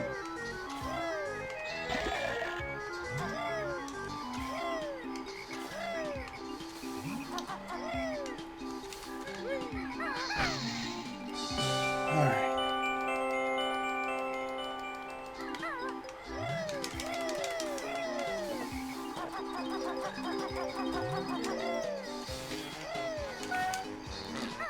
Really? Whatever, screw you, game. Welcome back, Shawario. Or Sean PK. Oh my god, grab it. Thank you.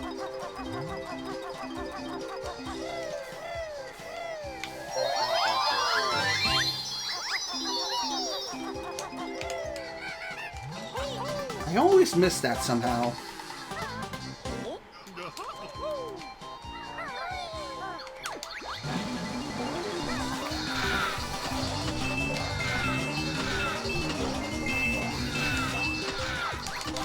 What the? Okay, that was weird. It looked like for a second there, Kazooie did a dab. Oh, that's okay.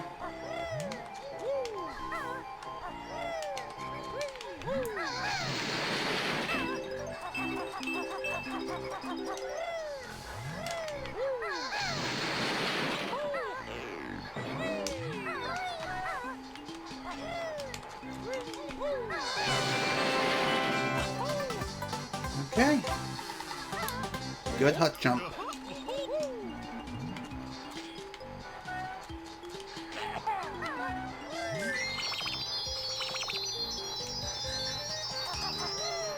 Really? How am I getting stuck?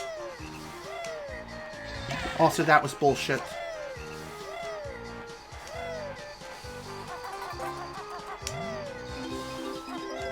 Okay.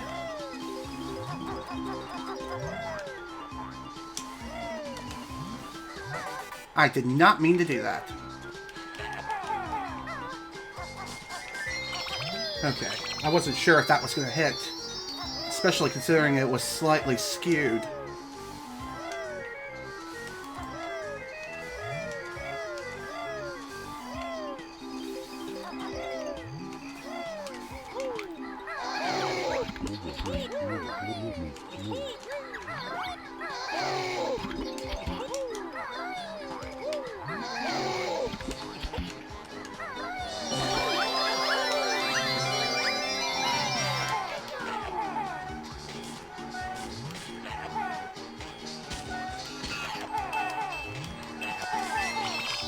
Alright.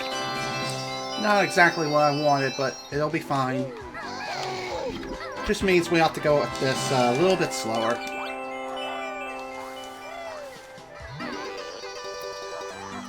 Okay. The most ideal way of doing that is get the Croc cutscene to activate the Jiggy spawn, and also hit the Trunker or Tank Tup, the turtle here, and spew his Jiggy at the same time.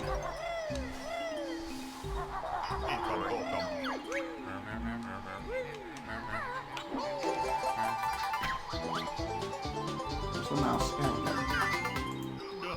Yellow, red, yellow. Okay, good pattern.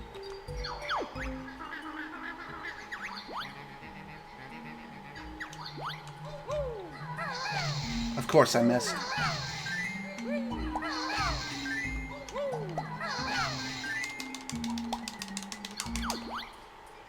Next.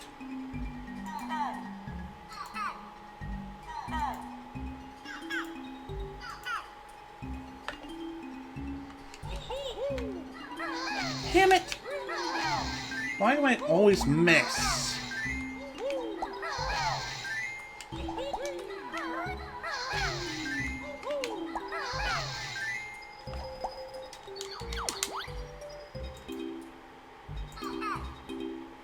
Yellow, pink, blue, purple, red, pink.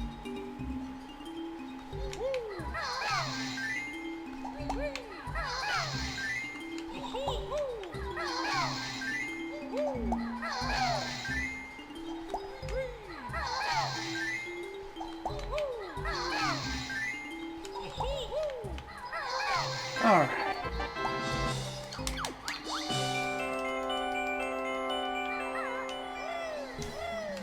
All done with that.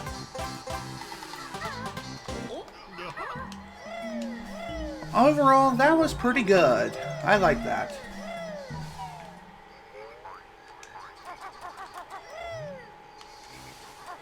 Alright. Now we just got a couple more things left. Just got the next timer switch Jiggy, which hopefully won't take too long. And we also have the Mr. Vile minigame, which I know that's going to take a long time. Gotta love that sun glare. I apologize, there's not a whole lot I can do about that.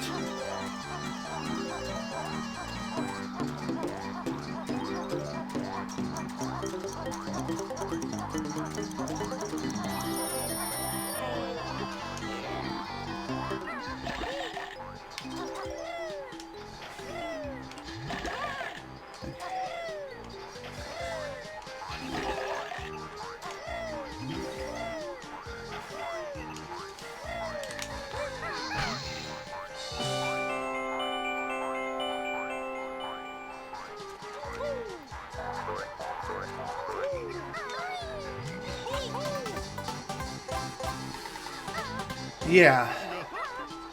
I am indeed sitting in front of the window.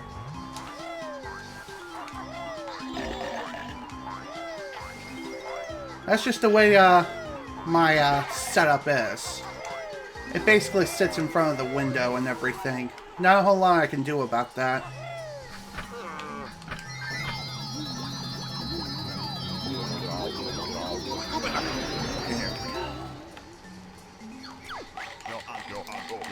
Alright, Mr. Vile, please be kind, you greedy crocodile. Please make me smile, for the love of Pete. Especially after this crap run. I am going to try to finish this, and if I PB, great. If I don't, then I don't.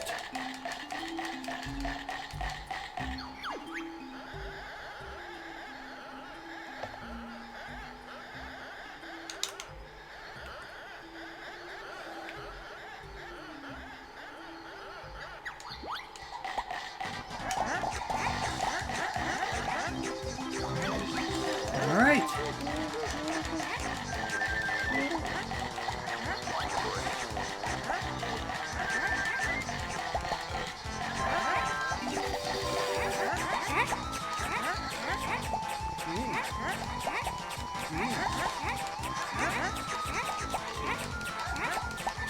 Nice, 13 combo.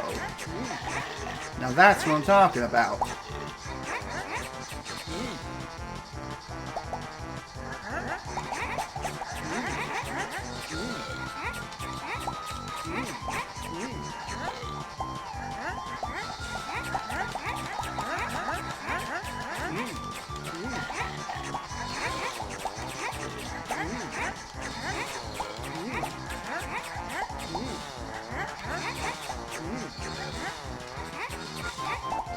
Excellent.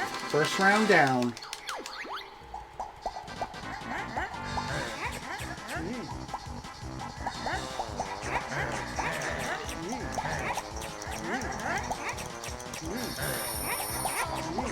It was worth the risk.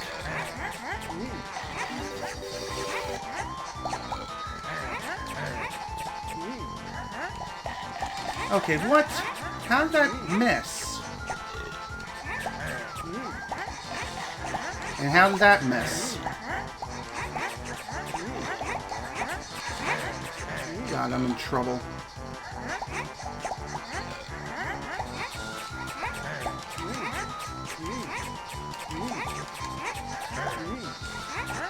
That'll work.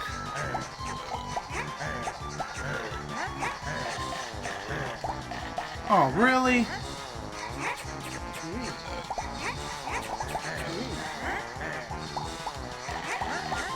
That's fine.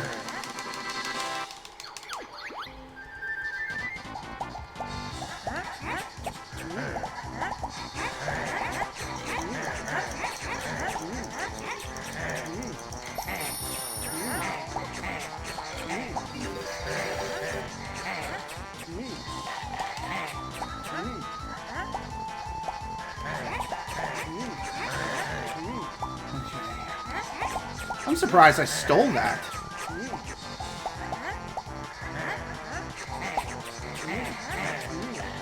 Ow.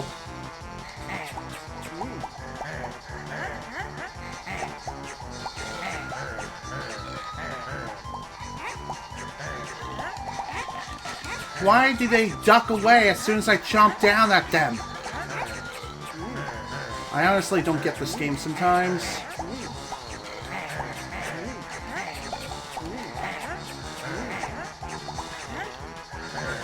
Alright. Excellent.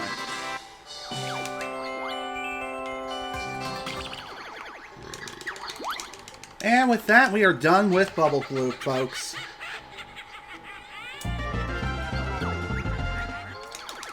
Alright, time for Endgame. Now, what's going to ultimately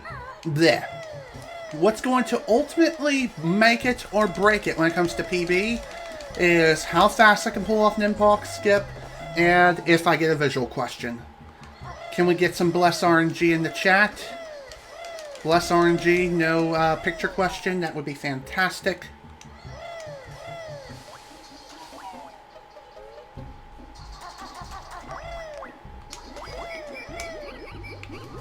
Come on, thank you. Even if I PB by a second, I'd be happy.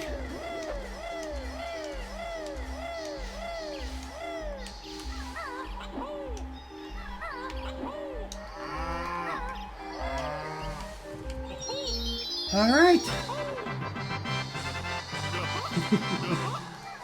Thank you. Definitely gonna be needing those. Wish me luck, cause here we go. Make it or break it.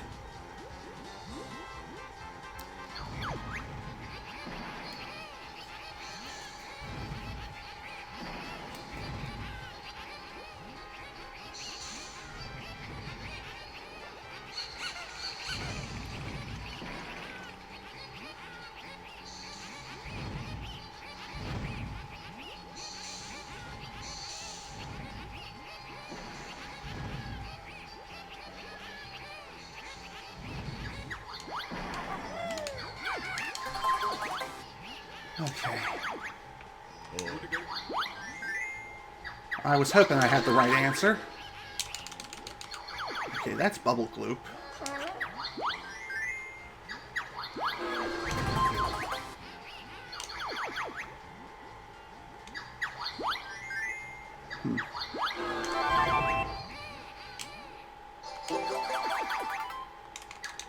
Yep.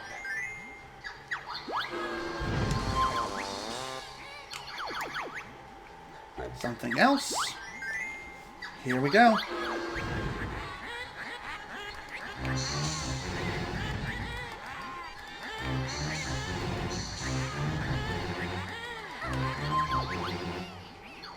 Oh, God. Good. Oh. Getting a grunty question is probably the second worst kind of question you can get on a death square, because you basically like have a 1 in 3 shot of getting the answer right, and you don't want to get the answer right in that situation. Okay, here we go.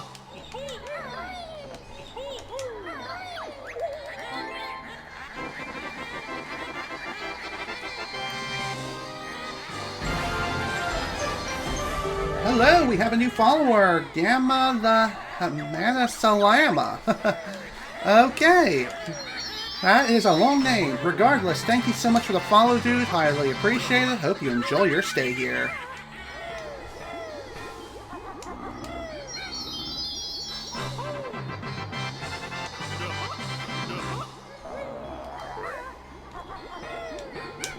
In we go. Good.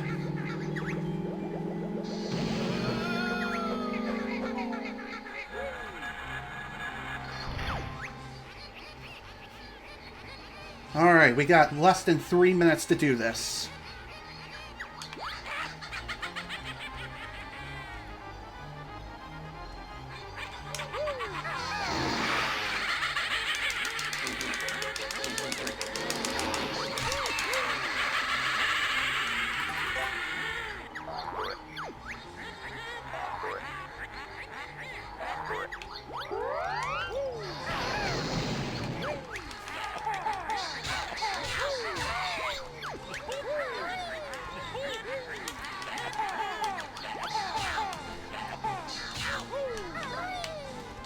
Seriously? That'll work. I just got a bad angle.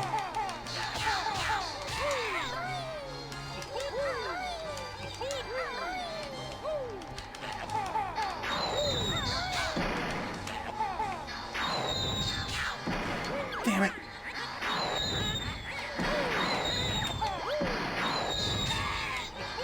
And that's fine.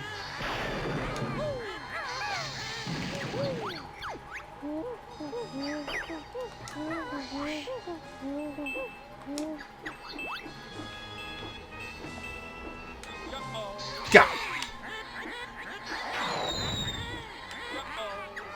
Oh, God. Here you go.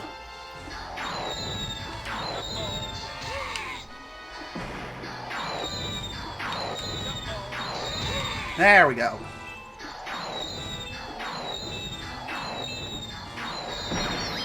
Phew, that was far too close.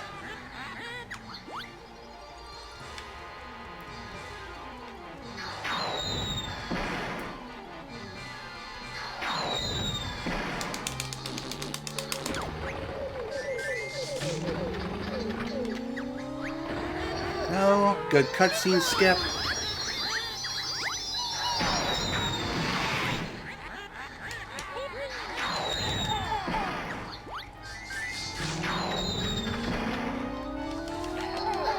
Oh, that's not good.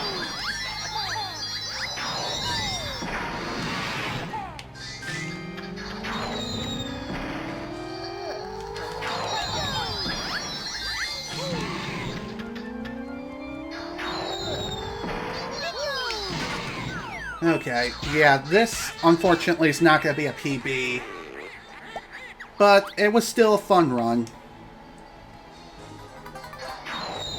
What ultimately screwed me over was definitely FP early, just going absolutely south. Oh well. Not a whole lot I can do about that other than just keep trying.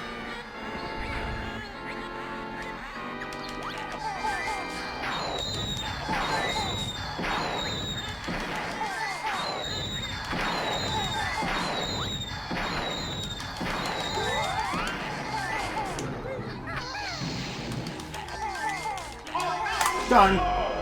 2:26:31. Well, not too bad. Not a bad run overall. Just too bad it was not a PB. Not this time. I was off majorly. Honestly, I think what ultimately screwed me over, other than FP early, was definitely missing the one beak bomb with that fight. But even so, I still had a good time. That was a pretty good run overall, despite the mistakes that were made.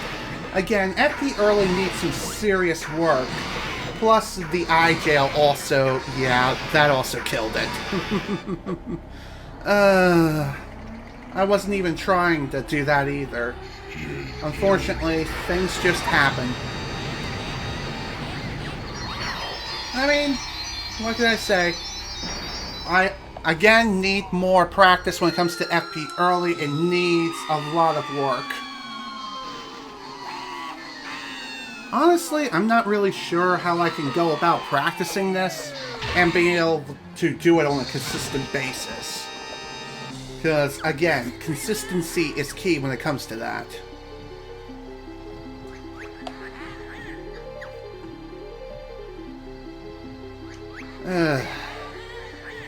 Still, I had a good time, despite the fact that this was not a PB.